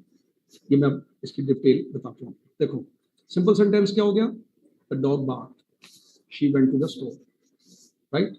मिनिमम इंग्रेडिएंट्स मैंने भी आपको बता दिए कि इसमें सब्जेक्ट वर्ब होगा, राइट, और या सब्जेक्ट वर्ब और ऑब्जेक्ट होगा, ये सिंपल है। थॉट एक ही, एक थॉट। अब इसी तरह कंपाउंड का मतलब ये है कि अब हम ये एक थॉट दे रहे हैं, ये पूरा थॉट है, मगर ये thought is being conveyed by combining two sentences. एक की नोयत है कि वो इंडिपेंडेंट है, I wanted to go for a walk, अगर इसको इंडिपेंडेंट लिख दें, अकेला लिख दें, तब भी अपनी बात कन्वे कर रहे हैं, मैं वॉक के लिए जाना चाहता था, ठीक है। लेकिन यहाँ पर हम क्लॉज क्यों कर रहे हैं, क्योंकि ये एक और सेंटेंस के साथ मिलके एक मीनिंग कन्वे करना चाह रहा है। वो क्या है, बट इट स्टार्टेड रेनिंग, जाना चाहता था लेकिन इट स्टार्टेड रेनिंग, रेनिंग बारिश शुरू हो गई, ठीक है। अब ये जो बट इट स्टार्टेड रेनिंग है, ये अकेला नहीं लिखा जा सकता, ये डिपेंड कर रहा है कि इसके साथ कुछ बात हो, इसलिए इसको हम कहेंगे डिपेंडेंट क्लॉज और इसको हम कहेंगे इंडिपेंडेंट क्लॉज। सो इंडिपेंडेंट क्लॉज और डिपेंडेंट क्लॉज मिलके एक थॉट कन्वे कर रहे हैं। So this is one sentence but called compound because it has got two sentences together. एक की नेचर ये है कि वो अपना बात अकेले भी कह सकता है, और दूसरा जो है वो अपनी बात बिल्कुल नहीं कह सकता, उसको साथ जुड़ना जरूरी है। और इन दोनों को जब हमने मिलाया तो एक हिस्से को, पार्ट को हमने कहा इंडिपेंडेंट और दूसरे पार्ट को हमने कहा डिपेंडेंट, बिकॉज वो अपना मीनिंग कन्वे नहीं कर सकता। कंपाउंड स्ट्रक्चर को आप दो तरीके से लिख सकते हैं, या तो कॉमा लगा के कोऑर्डिनेटिक कंजक्शन, जो कि फैन बॉयज ये लिखा हुआ है यहाँ पर, ये लगाएंगे, या आप इनको सेमीकोलन से भी जोड़ सकते हैं। एंजॉयज कुकिंग, ठीक है, शी प्रेफर्स बेकिंग, ठीक है।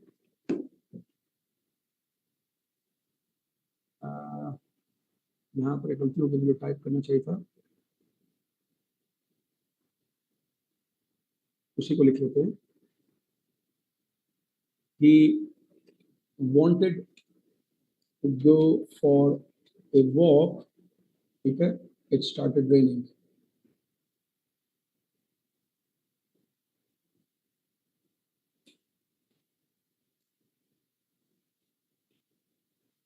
The next is complex sentence आ गया। कॉम्प्लेक्स का मतलब है जी कि कम से कम इसके अंदर एक इंडिपेंडेंट क्लॉज होगी, ये देखें ये इंडिपेंडेंट क्लॉज है, और एक डिपेंडेंट क्लॉज या सबऑर्डिनेट क्लॉज लिखेंगे। I stayed home because I was feeling unwell, ये कॉम्प्लेक्स स्ट्रक्चर है। I stayed home because I was feeling unwell, या although it was late she decided to call, यानी subordinate clause या तो पहले आ जाएगी या उसके बाद आएगी, right. She decided to call her friend, although it was late, अगर जगह लेट था, she decided to call her friend, लेकिन फिर भी उसने अपने फैसला किया अपने दोस्त को कॉल करने का, ठीक है।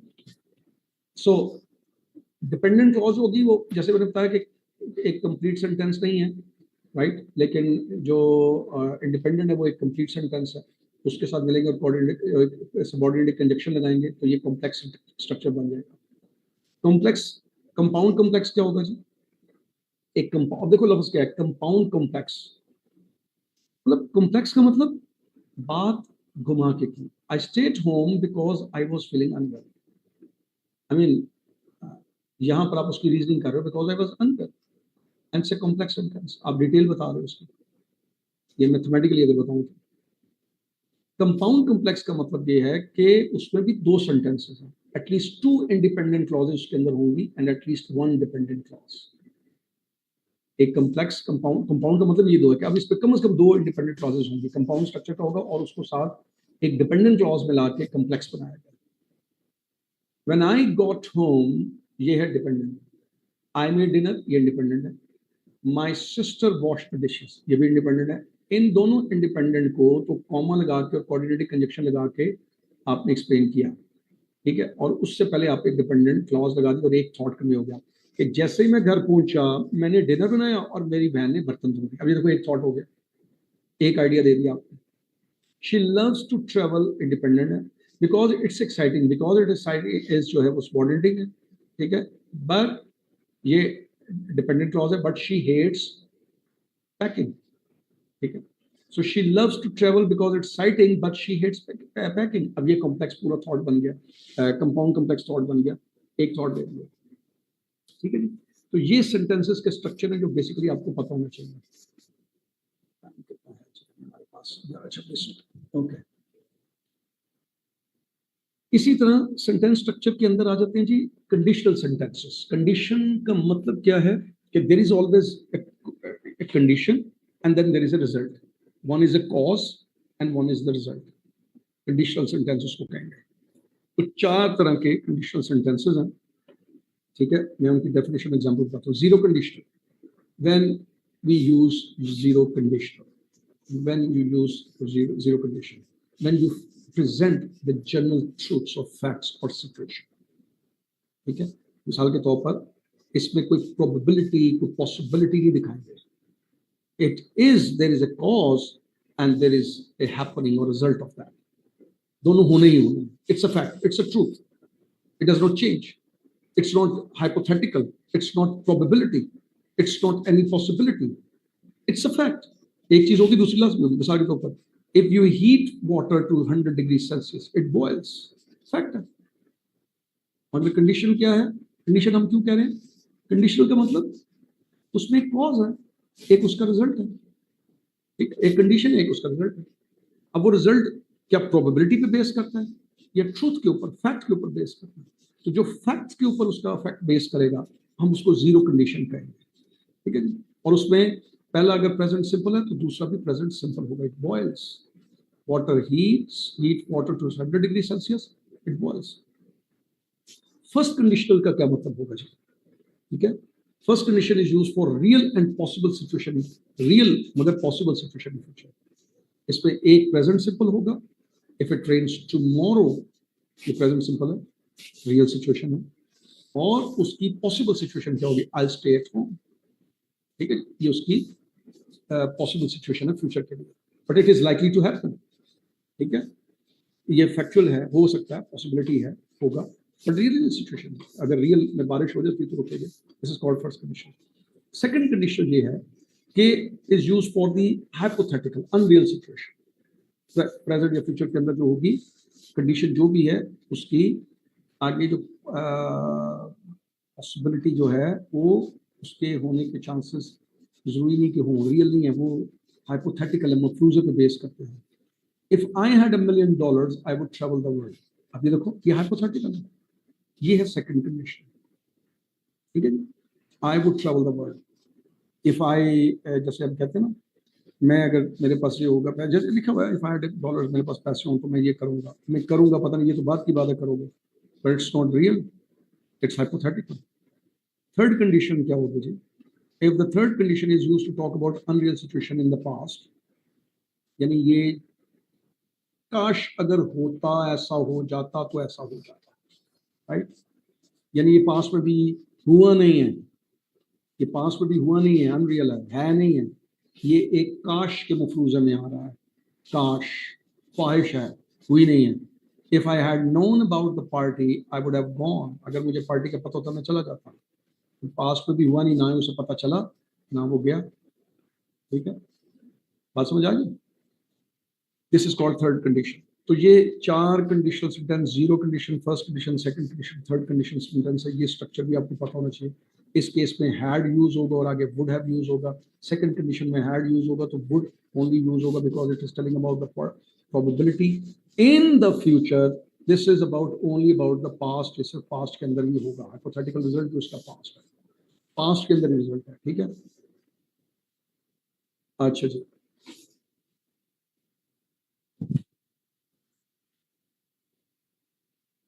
Let's talk about the phrase quickly. इनके ऊपर भी लेट मी हैव, मुझे देख लेने दो जरा, ये एक ग्लांस में मैं आपको दिखा दूं जी, ठीक है। ओके जी, लेट्स टॉक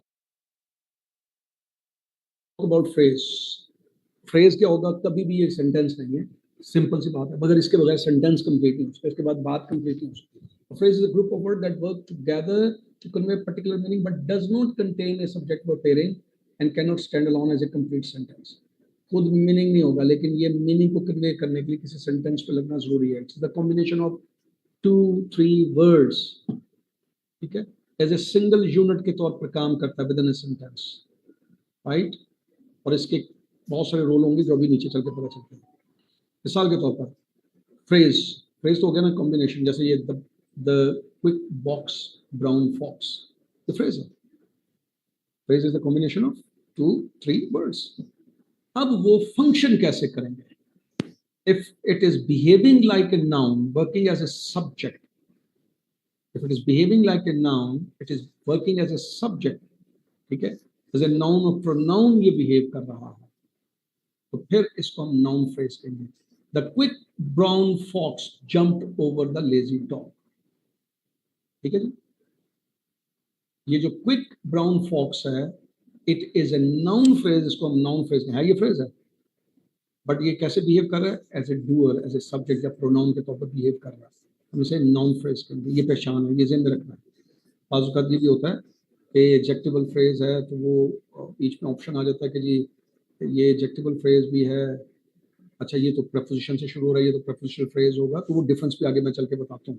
लेकिन पहले आप ये ज़हन में रखो कि फ्रेज हो गया कॉम्बिनेशन, अगर वो एक्ट करेगा, ये पहचान ज़हन में रखें, अगर वो एक्ट करेगा एज ए नाउन या प्रोनाउन, ठीक है जी, मॉडिफायर के तौर पर, तो वो हम उसे कहेंगे, यानी सब्जेक्ट के तौर पर एक्ट करेगा एक्चुअली, तो हम उसे कहेंगे नाउन फ्रेज। वो ऑब्जेक्ट के तौर पर भी एक्ट कर सकता है।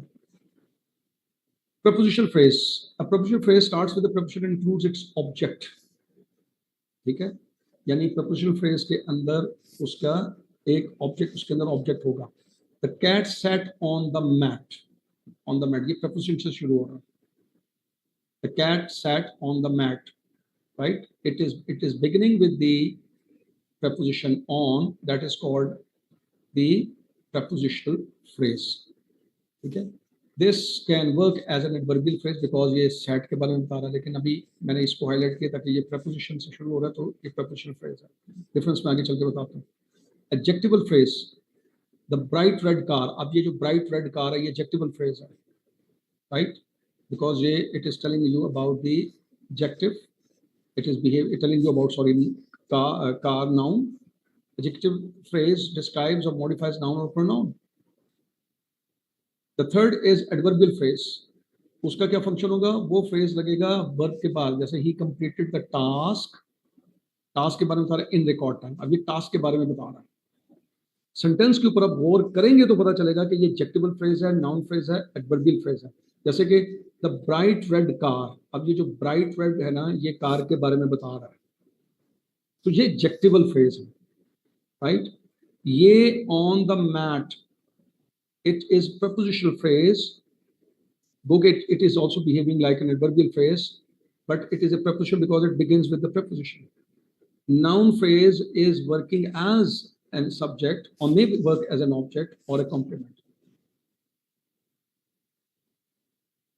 देखें अब ये डिफरेंस समझना है।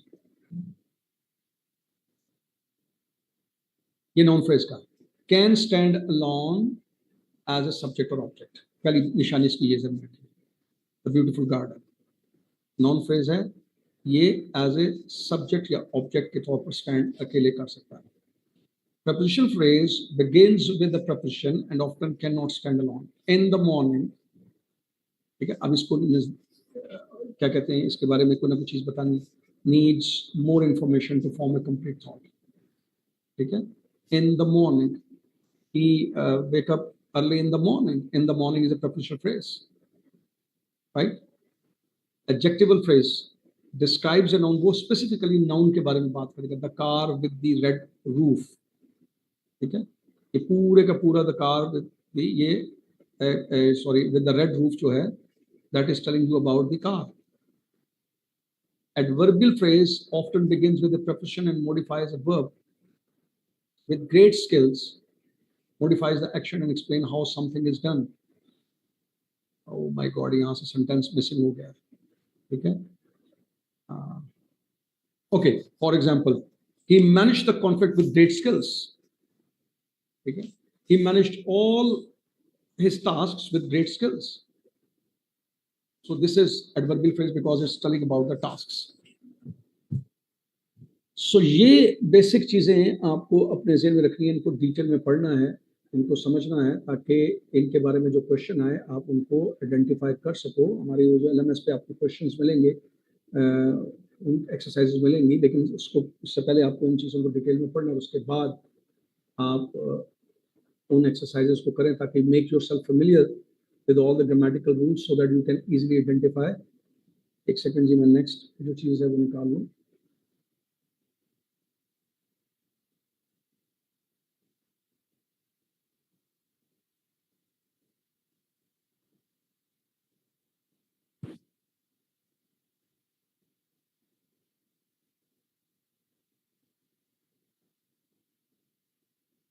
राइट जी, अब मैं बात करने जा रहा हूँ सबसे पहले सब्जेक्ट वर्ब एग्रीमेंट की।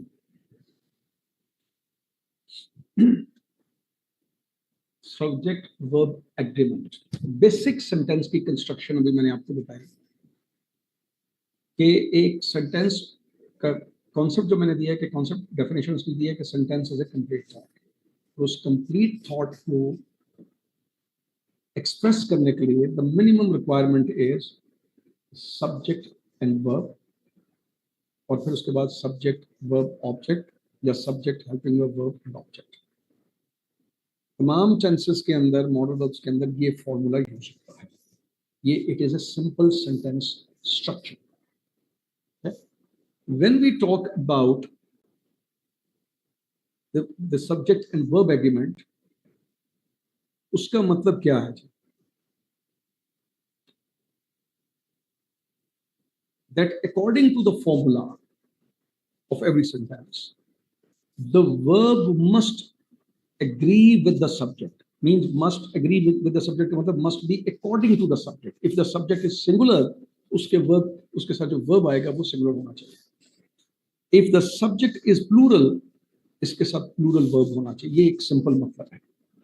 जैसे कि ही अगर होगा तो ये सिंगुलर सब्जेक्ट है, और प्रेजेंट इंडेफिनिट के मुताबिक मुझे प्ले के साथ एस लगाना पड़ेगा, प्लेज क्रिकेट। यू जो है वो एक प्लूरल सब्जेक्ट है, सेकंड पर्सन प्लूरल प्रोनाउन, और आई जो है वो फर्स्ट पर्सन है, लेकिन ये प्लूरल सब्जेक्ट गिना जाएगा और इसके साथ वर्ब के साथ मुझे कोई एडिशनल इजाफा नहीं करना, एस या एस का इजाफा नहीं करना। I play cricket, you play cricket, they play cricket, ठीक है जी, कोई इजाफा नहीं करना। If I write according to this, यानी अगर मैं ही के साथ प्लेस लिखता हूँ, इसका मतलब ये है कि verb is agreeing with the subject. Verb बिल्कुल उस सब्जेक्ट की नोयत के मुताबिक है, क्योंकि सब्जेक्ट सिंगुलर है तो वर्ब भी सिंगुलर आ रहा है, राइट।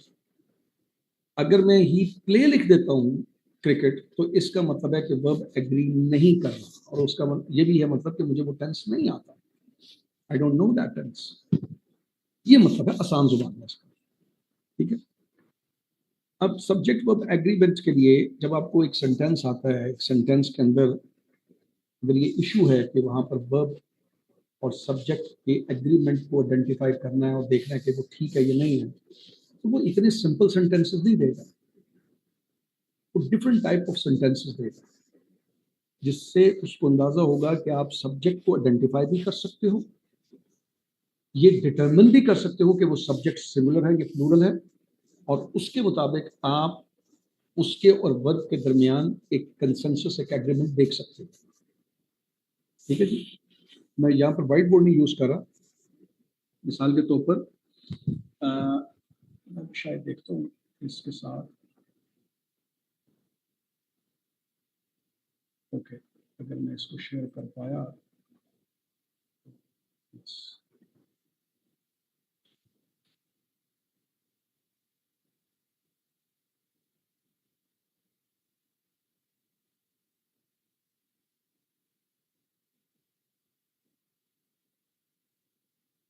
इस पे तो क्लासिक नहीं आ रहा है यार, आई एम सॉरी। हाँ, classic, yes, okay.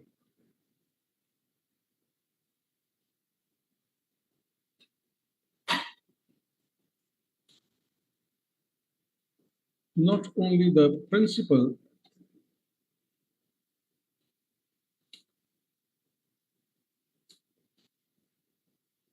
the teachers, ठीक है। अब अगर मैं आपके सामने यहाँ पर एज आर लिख दूँ, लाइन, राइट, वो सेंटेंसेस शक्ल में देंगे, डज नॉट मीन कि वो सिंपल दे रहे हैं ही प्लेज क्रिकेट, सेंटेंसेस शक्ल में। And now you have to identify कि इसमें से कौन सा रियल डूअर ऑफ एक्शन, कौन सा रियल सब्जेक्ट है, राइट, जिसके लिए डिफरेंट रूल्स हैं जो मैं इसमें बताने जा रहा हूँ। So first job is to identify इसमें सब्जेक्ट कौन सा है जिसकी बात हो रही है, एंड देन डिटरमिन कि वो सिंगुलर है या प्लूरल है। फॉर एग्जांपल, जब ये डबल कंजक्शन आ जाते हैं, नॉट ओनली बट ऑल्सो, उसमें हमेशा जो सेकंड कंजक्शन होता है, that diverts your attention, that shifts your attention towards the latter subject. अब अगर इस सब्जेक्ट को देखें तो ये प्लूरल है, टीचर्स, सो अकॉर्डिंगली हम यूज करेंगे are, playing cricket, not only the principal but also the teachers, so but also shifting your attention towards the next subject which is closer to the helping verb। तो अक्सर लोग कहते हैं कि जी वो subject select करेंगे nearest to the verb होगा, but they do not know कि क्यों होगा, there is this, you know, there is a reason of that। what is the reason of that? वो सूरत में जैसे कि एक रूल ये है कि अगर डबल कंजक्शन होगा तो सेकंड कंजक्शन अटेंशन को डाइवर्ट करता है। उस केस में आप इधर देखेंगे, ऐसे नहीं है कि NSR रूल या FSR रूल ऐसे नहीं अप्लाई हो जाएंगे। NSR mean nearest subject rule, FSR mean first subject rule, ठीक है जी। तो नियरेस्ट सब्जेक्ट रूल का मतलब कि जी जो सब्जेक्ट के नियरेस्ट है वो वाला उस सब्जेक्ट को देखा जाए, क्यों देखा जाए, देयर इज अ रीजन। तो reason is, one of the reasons is ये है कि ये डबल कंजक्शन है, तो डबल कंजक्शन में जो सेकंड कंजक्शन है वो आपकी तरफ जो डाइवर्ट कर रहा है। सो इस तरह से आपको सेंटेंस दिया जाएगा जी, ठीक है जी, और वहां से आप करोगे, और उसके लिए कुछ रूल्स हैं जो आपको समझने हैं, जो मैं यहाँ पे क्विकली आपके साथ शेयर करने जा रहा हूँ, ठीक है। ये टाइप्स ऑफ सब्जेक्ट होंगे जी, simple subject, compound subject and noun phrase. Noun phrase itself as a subject, मैंने जैसे शुरू में बताया था, पहचान करवाई थी ना कि फ्रेज की, तो वो एज ए सब्जेक्ट के तौर पर बिहेव कर रहा होगा, वो भी एज ए सब्जेक्ट के तौर पर बिहेव कर रहा होगा। Next person speaking in the conference, so next person, पूरा जो फ्रेज है नेक्स्ट पर्सन, ये is talking about, is behaving like a subject. अच्छा जी, ये मैं रूल बोल चुका हूँ ऑलरेडी कि पहले सबसे पहले आपको आइडेंटिफाई करना है the doer of action real और उसकी लोकेशन, एंड देन उसके बाद आपको डिटरमिन करना होता है जिसके लिए ये रूल्स है। Number one,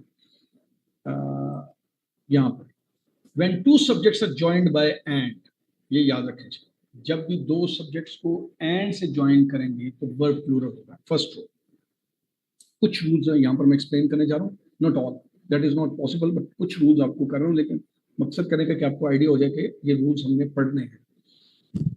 to subjects are joined by and, दो सब्जेक्ट्स को एंड से ज्वाइन करेंगे तो वो क्या कहलाएगा, वो प्लूरल होगा, राइट। लेकिन उसमें दोनों डिफरेंट सब्जेक्ट्स होंगे एंड आइडेंटिफिकेशन आसान होगी। My brother and his friend is clearly indicating these are two different people.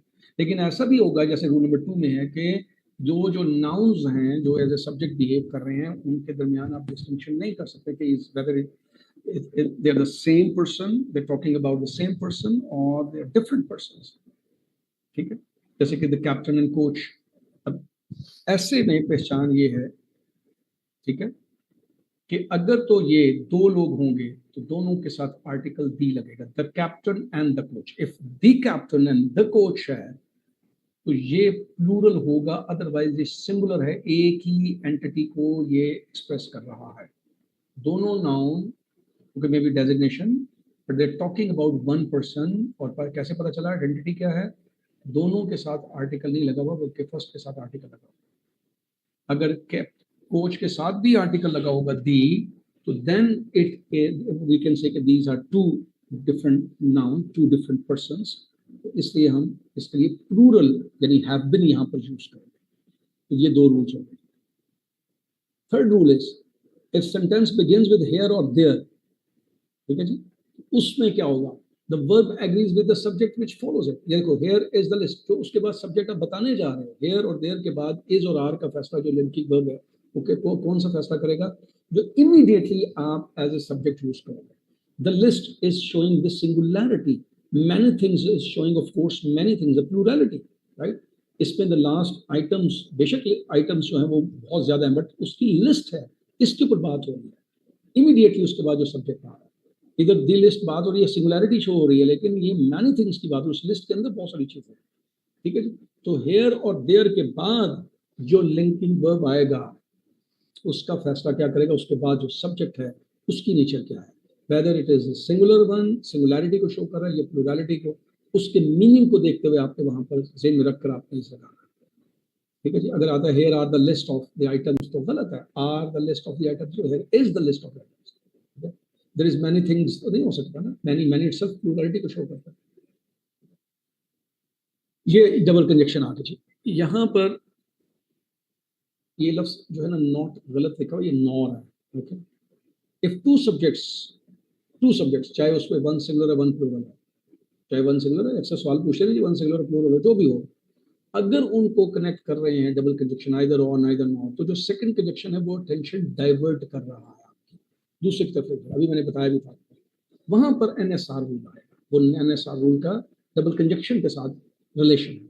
So neither the players nor, ये नॉर लफ्ज इसको ठीक कर लीजिएगा, नॉर द कोच। अब नॉर ने शिफ्ट की तवज्जो कोच के ऊपर, coach is a singular noun, we are using is. either the father or the children, और ने शिफ्ट किया फोकस आपका चिल्ड्रन इटसेल्फ प्लूरल, तो अब आर हेल्पिंग वर्ब आएगा यानी प्लूरल वर्ब यूज होगा। अच्छा, ये जो कनेक्टिव्स होते हैं, जो पॉजिटिव्स होते हैं, जैसे कि long with, together with, as well as, accompanied by, in addition to, more less than, मुझे बार बार एक चीज रिमाइंड करवानी पड़ रही है कि देखो बेटे, ये जो क्लास स्क्रीनिंग की, ये ऑब्वियसली मेरे ख्याल रिकॉर्डिंग हो रही है, और क्योंकि ये चीज़ें सारी क्लासेस में डिस्कस हुई हैं, यहाँ पर स्क्रीनिंग के अंदर आपको जो अंदाज़ा है ग्रामर का, उन सारी चीज़ों से एक दफ़ा गो थ्रू करवाना, एक आइडिया देना है कि these are the things that you must pay attention to, you must focus on, do not ignore these things, because sort of these things, because sentence correction का मतलब ये है, या ग्रामर का मतलब ये है कि वो ग्रामर की डिफरेंट चीज़ों को चेक करेगा, और यही ग्रामर के मेजर चीज़ें जिनके ऊपर आपको नजर रखनी है और इनके ऊपर प्रैक्टिस करनी है। डज नॉट मीन कि ये मेरी आज की क्लास आपको प्रिपेयर करनी है, ठीक है। It is the first great step towards the preparation, right.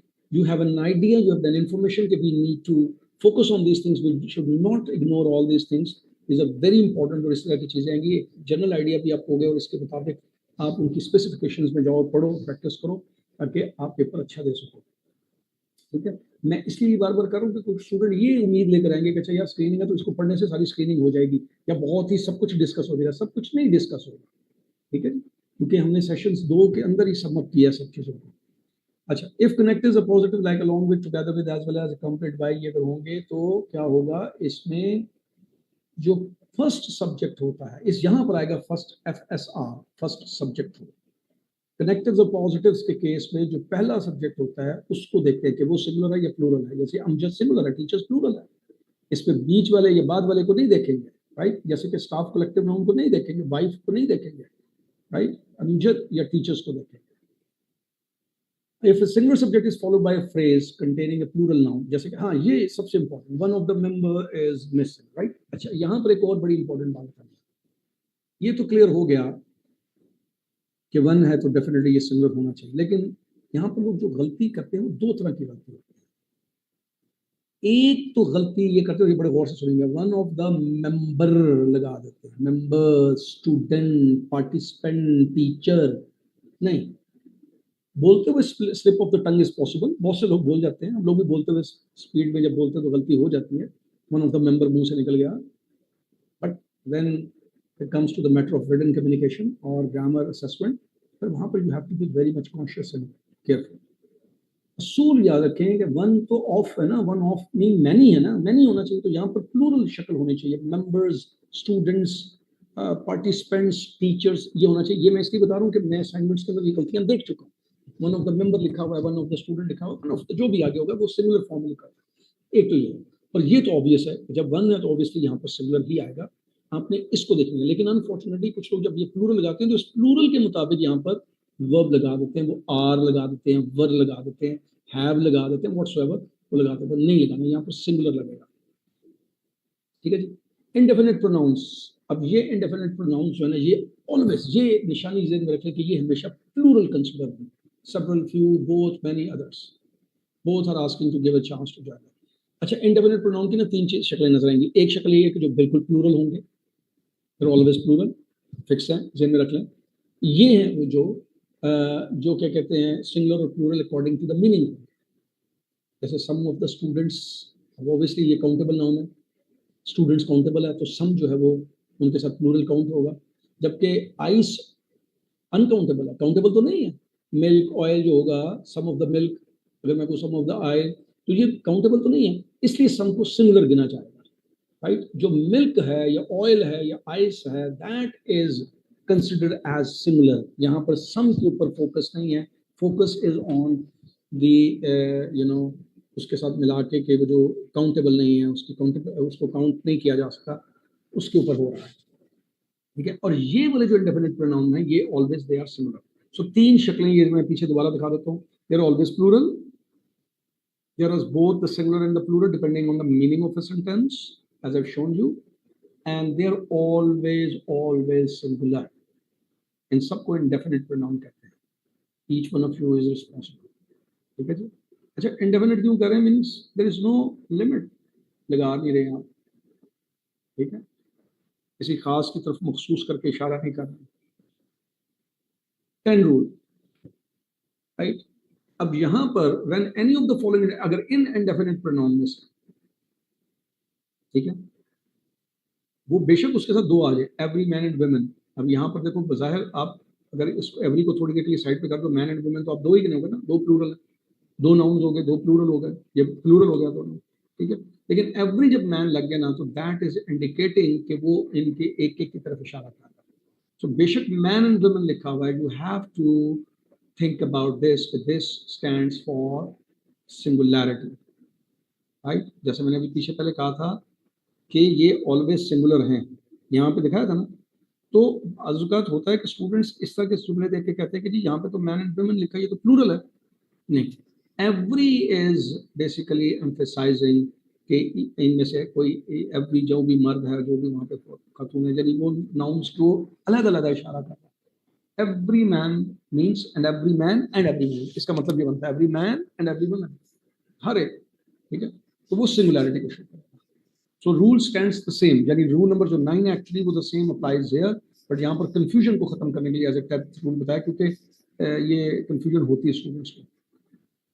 Time, money, weight and distances जब वो एक्सप्रेशन के तौर पर आएंगे तो वो सिंगुलर होगा। मैं आगे चल के इसका एक दूसरा रूल बताता हूँ। यहाँ पर सिंगुलर है एक्सप्रेशन। अच्छा, 2 years is a long time. अब ये एक्सप्रेशन है लॉन्ग टाइम, ठीक है। $1 million, $1 million डॉलर्स, अब बेशक डॉलर्स आप बोल रहे हो लेकिन ये एक्सप्रेशन के तौर पर आया। जैसे आप कहते हो ना, मैं क्या कहते हैं, मैंने उसे 1 लाख रुपए की रकम, अब जैसी रकम होगा, रकम इज शोइंग द एक्सप्रेशन, रकम दी, आप कहोगे 1 लाख रुपए दिए, वो रुपए हैं जब सारे काउंट होंगे। लेकिन जब आप कहोगे 1 लाख रुपए की रकम, तो की सिंगुलैरिटी को शो कर रहा है, रकम दी ये सिंगुलैरिटी है क्योंकि ये एक्सप्रेशन बन गया। So $1 million was given back to him, ये सिंगुलर एक्सप्रेशन है। तो जब भी time, money, weight as an expression आएगा, जैसे अब ये लॉन्ग टाइम एक्सप्रेशन है, 2 साल की बात हो रही, 2 साल के लंबे अरसे की बात हो रही, 2 साल की ड्यूरेशन के ऊपर फोकस है। तो व्हेन दे क्या कहते हैं एज एन एक्सप्रेशन आएंगे तो उनको सिंगुलर कंसिडर करेंगे, राइट। लेकिन जब वो as a part of percentage और पार्ट ऑफ समथिंग आएंगे, काउंटेबल की फॉर्म में आएंगे, तो फिर प्लूरल होगा। जैसे कि 40 ऑफ एवरी 100 चिल्ड्रन, अब ये 40 काउंटेबल है और प्लूरल मीनिंग दे रहा है, तो ये प्लूरल ही होगा। 40 of every 100 children are malnourished होगा, राइट। ये एक्सप्रेशन के तौर पर नहीं आ रहा। 50 new silver coins were missing, right. ये काउंटेबल भी है और एक्सप्रेशन के तौर पर नहीं आ रहा। हर सिल्वर कॉइन की तरफ आपको बता रहा है कि there are different 50 silver coins. अच्छा जी, ए नंबर ऑफ और the number of. When the word is preceded by A, it takes a plural verb, and when it is preceded by B, takes a singular. A number of students are waiting outside the hall. The number of students outside the hall is not allowed to enter. So A is for the plurality, और the number का जो expression है वो students के साथ plural के बेशक लगा है प्रोनाउन के साथ, लेकिन वो सिमिलैरिटी को शो करेगा because it is particularized. When fractions are used, अच्छा फ्रैक्शंस के अंदर क्या होगा, ऑब्जेक्ट को देखना आपको।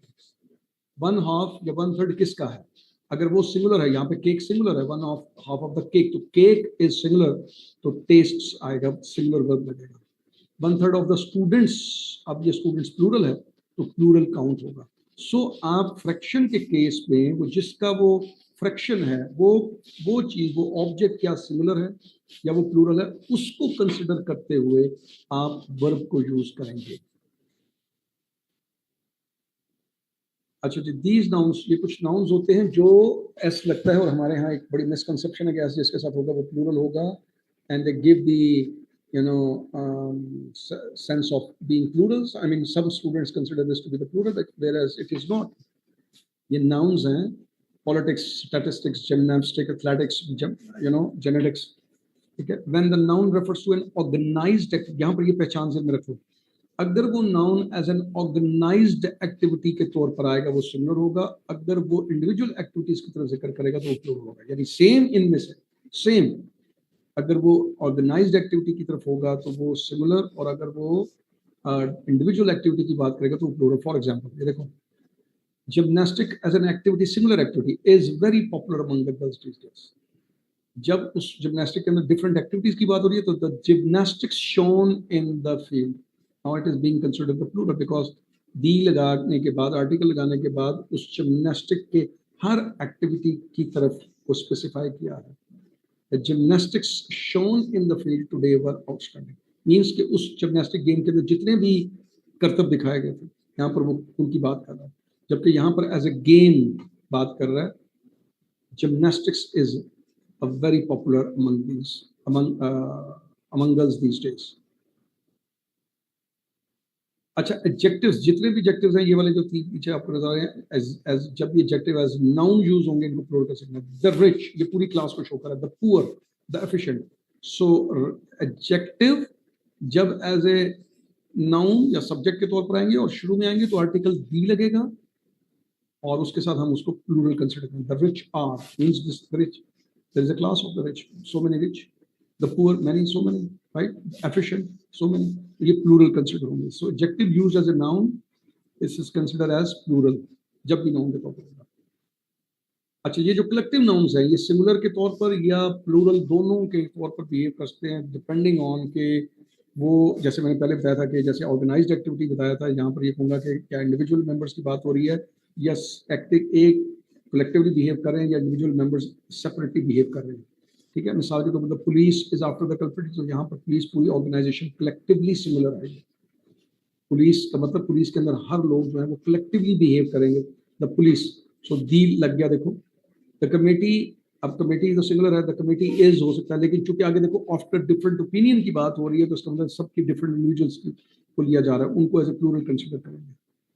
ठीक है, अगर हम कहते हैं ना द कमेटी इज, कह लें the committee has decided, committee ने डिसाइड किया सिंगुलर तो वो बिहेव किया, क्योंकि ये यूनानिमस फैसला हो रहा है तो ये कलेक्टिवली सिमिलर रिप्रेजेंट कर रहा है।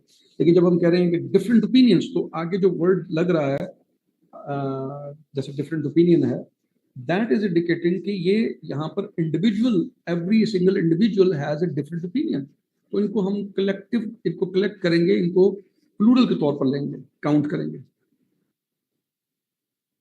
If a sentence begins with the expletive it, expletive का मतलब है कि ये इशारा कर रहा है, इट इज ऑलवेज सिमिलर, चाहे उसके बाद बेशक प्लूरल लग रहा है, even the subject that follows that is plural. आप बेशक, ये बेसिकली इशारा करने के लिए यूज हो रहा है, तो आप यहाँ पर पेरेंट्स को या उसको नहीं देखेंगे, आप इट को देखेंगे। It is because it is being used to indicate किन की तरफ, ये पेरेंट्स हैं जो ये कर रहे हैं। सो यहाँ पर पेरेंट्स की बात नहीं हो रही, it is being used as an expletive का मतलब उसे इशारा कर रहा है टू शो कि किन की बारे में बात की जाने जा रही, बात आगे हो रही है। वो क्या है, who must take the responsibility of the children's action, अपने बच्चों के एक्शन की जिम्मेदारी लेनी चाहिए। सो रियल बात जो है वो पेरेंट्स के बाद हो रही है, तो वो आप तो यहाँ पर पेरेंट्स की तरफ इशारा करें, तो पेरेंट की तरफ इशारा करने के लिए आपने जो वर्ड यूज किया वो इट से शुरू किया, और सो चूंकि इट जो है वो सिंगुलैरिटी की तरफ शो करेगा, क्योंकि वो जस्ट टू इंडिकेट, ठीक है, it is not it self behave नहीं कर रहा।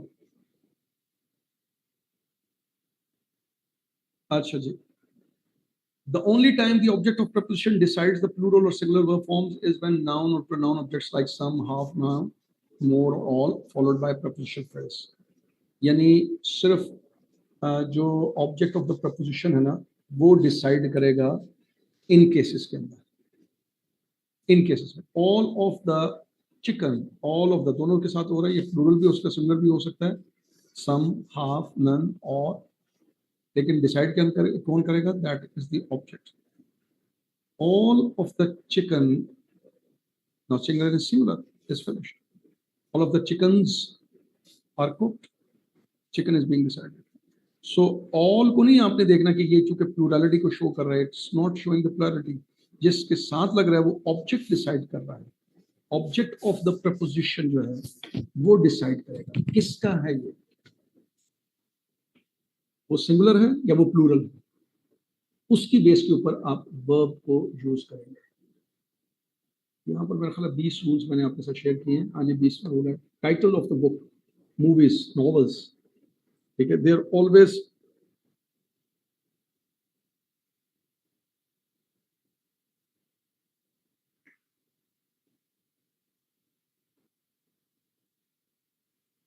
एक सेकंड से होल्ड कीजिएगा।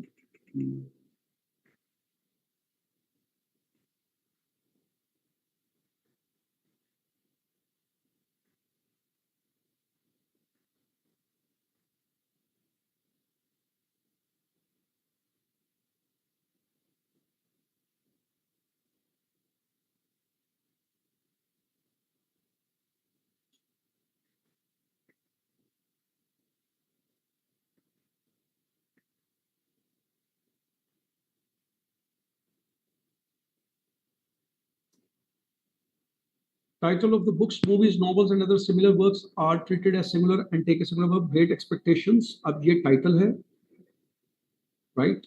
And as a subject is being used, similar noun, इसको similar consider किया जाएगा। So title होंगे उसमें बेशक plural noun use हो रहा है या plural form use हो रही है, you always take it as a similar। Okay, ठीक है जी। तो ये सब्जेक्ट वर्ब एग्रीमेंट के रूल्स थे जो मैंने भी आपके साथ शेयर किए हैं। Hold for a moment.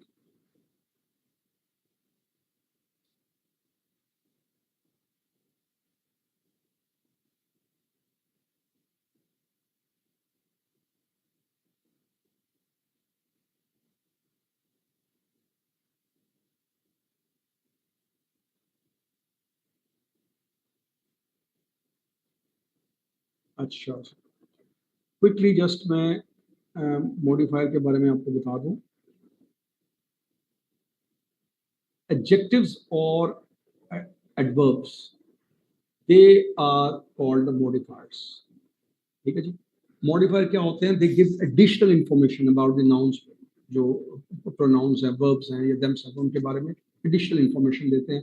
That they are called modifier because they bring the clarity in the sentence. When there is no modifier, means with any noun, if there is no adjective, and if there is with the verb there is no adverb, it creates confusion, right? इसलिए इनका लगना जरूरी है. इनको modifier कहते हैं, right? A modifier is a word, phrase or clause that describes something or makes its meaning more specific. Otherwise meaning clear नहीं होगा. ठीक है जी. मैं एग्जांपल दे देता हूँ. देखो, शू फॉर एग्जांपल, अगर मैं शू बोल दूंगा तो कौन सा शू, इसके कलर के बारे में, इसकी प्राइस के बारे में, there are different questions arise in mind. अगर मैं लिख देता हूँ ब्लैक शू, तो अब कम से कम क्लियर हो गया कि अच्छा ये शू है जो ब्लैक है, उसको स्पेसिफाई कर दिया उसने. अगर मैंने लिख दिया एक्सपेंसिव शू, तो मैंने उसको स्पेसिफाई कर दिया कि ये एक खास कैटेगरी में आ रहा है प्राइस के हिसाब से. ठीक है. इसी तरह वर्ब के बारे में, इट मूव्ड. अब जैसे मैंने कहा इट मूव, तो मूव के बारे में आपके जहन में आएगा स्लो था, फास्ट था, कैसे था. This is not clear, but in order to bring clarity मैंने उसके आगे ऐड कर दिया move slowly. He walk briskly, तो ब्रिस्कली ने इंडिकेट किया कि ये जो वॉक कर रहा था वो तेज कर रहा था, राइट? छोटे छोटे कदम लेकर कर रहा था. सो मॉडिफायर्स जो हैं वो इन the form of word, phrase और क्लॉजेज यूज होते हैं नाउन्स के साथ. प्रोनाउन के साथ जब होंगे तो हम उनको एडजेक्टिव्स कहेंगे. अगर वो वर्ब के बारे में कुछ डिस्क्राइब कर रहे हैं हम उनको क्या कह रहे हैं, एडवर्ब कहेंगे, राइट? अच्छा, अब इसकी बात मैंने ऑलरेडी पहले कर दी, उसकी पहचान दी. मैं डायरेक्टली जाऊंगा मॉडिफायर्स की कह लें कि जो दो किस्में बड़ी important, dangling modifier and misplaced modifier, उसकी तरफ जाऊंगा बिकॉज ये सबसे इंपॉर्टेंट है. एक तो ये चीज़ पता चल गई कि एडजेक्टिव्स को मॉडिफायर कहते हैं. आई डोंट थिंक सो कि मुझे अभी इसकी डिटेल में जाने की जरूरत है क्योंकि बहुत टाइम भी हमारे पास ऊपर हो गए. मैं इसको जल्दी जल्दी कटेल करूँगा. और एडवर्ब का भी आपको पता चल गया कि adverb is also modifier. But ये किसको मॉडिफाई करते हैं? मॉडिफाई का मतलब दे स्पेसिफाई, सिंपल स्पेसिफाई करते हैं. एडवर्ब वर्ब को स्पेसिफाई करके बताएगा, एडजेक्टिव को स्पेसिफाई करके बताएगा, वर्ब को एडवर्ब को स्पेसिफाई करके बताएगा, जबकि एडजेक्टिव नाउन और प्रोनाउन को स्पेसिफाई करके बताएगा. सो अब जो सबसे इंपॉर्टेंट चीज आपको समझनी है, मैं उसकी तरफ आता हूँ. Misplaced modifier. अब देखो, लफ्ज मिसप्लेस्ड इटसेल्फ इंडिकेट्स कि ये रॉन्गली प्लेस्ड है. ये मॉडिफायर वो है जो रॉन्गली प्लेस हुआ. ठीक है. यानी एडजेक्टिव्स को जहां पर आना चाहिए वो वहां पर नहीं है, वो किसी और जगह पर है. एडवर्ब को जहां पर आना चाहिए, या वो फ्रेज की शक्ल में, चाहे वो वर्ड की शक्ल में, जहां पर आना चाहिए उस जगह पर नहीं होगा. Let me show you the example. My sister walked in as I was scrubbing the floor with her new baby. अगर इस सेंटेंस को अगर आप गौर से पढ़ें तो आपको पता चलेगा कि जैसे वो जब उसकी बहन आई तो वो उसके बच्चे के साथ फर्श को साफ कर रही थी. ठीक है. इसको विद हर न्यू बेबी ये फ्रेज है जिसको बेसिकली सिस्टर के साथ होना चाहिए. सिस्टर वॉक करके आई अपने बच्चे के साथ, right? So what we say, my sister walked in with her new baby as I was scrubbing the floor. This phrase is wrongly placed with किसके साथ? फ्लोर के साथ लगा हुआ है. बेबी का फ्लोर के साथ क्या लिंक है? अच्छा, कल मैंने एक बात बताई थी कि सेंटेंस के लिए आपको सेंटेंस को पहले रीड एंड सेंस करने की आदत डालनी है. तो खाली रूल्स पे नहीं चलना, पहले उसको सेंस करना है. अगर आप सेंस करें, अब मैंने ये सेंटेंस कई दफा दिया क्लास के अंदर, तो ये स्टूडेंट्स नहीं कर सके, नहीं समझ सके. इसका मतलब है they are not reading, they are not trying to sense, right? They are trying to apply the rules. वो ढूंढ रहे हैं फ्रेज किधर है और वो फ्रेज को इधर क्यों होना चाहिए, उसकी वजह जाने बगैर उसको बस देख रहे हैं. इसको इसके साथ ही बस इधर के साथ लगा देते हैं. यहाँ पर दो नाउन्स है तो इस नाउन के साथ लगा देते हैं, यहाँ पर वर्ब है तो उसको इस वर्ब के साथ लगा देते हैं, विदाउट अंडरस्टैंडिंग होना किसके साथ चाहिए. माई सिस्टर वॉक्ड इन, जारी बात है माई सिस्टर विद हर लिखा हुआ तो विद हर डेफिनेटली अपने बेबी के साथ होगी. ठीक है. आई वॉज, मैं उसके बेबी, आई वॉज के साथ माई तो उसका विद माई बेबी तो हो सकता है. चलिए अगर आप अपने बच्चे के साथ कर सकते हो फॉर साहब लेकिन तो नहीं कर रहे ना, तो this is illogical. My sister walked in with her new baby as I was scrubbing the floor. That is a misplaced modifier की example है. ठीक है जी, ये दूसरी थी. दूसरी मैं एग्जाम्पल एक एक एग्जाम्पल दे रहा हूँ. डेंगिंग मॉडिफायर, डेंगिंग का मतलब हैंगिंग, लॉन्ग, अनअटैच्ड. जिस फ्रेज को या जिस वर्ड को मॉडिफाई करना है वो हैंग कर रहा हो, उसके बारे में क्लैरिटी ना हो. For example, having finished the assignment, the TV was turned on. Who finished the assignment? Who turned on the TV? The words are the Who turned on the TV? Obviously, अगर इस phrase को गौर करें, having finished the assignment, जिसने assignment complete की है, ठीक है, उसी ने ही टीवी को ऑन ऑफ किया है ना. So there should be a pronoun. There should be a noun or pronoun to indicate who turned on that one. वरना ये पता नहीं चलेगा ये एक्शन किसने किया, किसने असाइनमेंट को कंप्लीट किया. Having finished the assignment, he turned on the TV. I turned on the TV. She turned on the TV.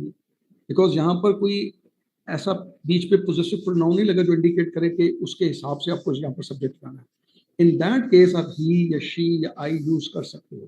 But in some case sentences, वहाँ पर एक reflexive pronoun, pronoun मौजूद है, possessive pronoun मौजूद है या कोई इंडिकेशन मौजूद है, उसके हिसाब से आपने देखकर relevant जो noun है या pronoun है वो लगाना है. ठीक है जी. तो वी कंक्लूड हेयर जी. 12:10 हो गए, टाइम काफ़ी ज़्यादा हो गया. मैंने जो बेसिक चीज़ों का आइडिया देना था वो आपको दे दिया. आपको अंदाज़ा हो जाना चाहिए. डेफिनेटली इस क्लास के अंदर हम टेंसेस को या क्या कहते हैं डायरेक्ट इनडायरेक्ट नरेशंस को या उनको सारे चीज़ों को नहीं करते, but you have an idea. You because आप उन चीज़ों को पढ़ते भी रहे हो, बहुत अर्सा पढ़ते आए हो. उन्हीं चीज़ों के ऊपर आपने फोकस करना है, उनको ठीक करना है, उनके के ऊपर प्रैक्टिस करनी है. और इन चीज़ों के बारे में जो मैंने बताया स्पेसिफिकली आपको इनके बारे में पता होना चाहिए. इनकी एक्सरसाइजेज करें, तैयारी करें, इनके मुताबिक प्रैक्टिस करें, बहुत ज़्यादा प्रैक्टिस करें, समझ के करें, तो इंशाल्लाह आपका ये टेस्ट है वो पास हो जाएगा. Thank you very much. अल्लाह हाफिज़. God bless you.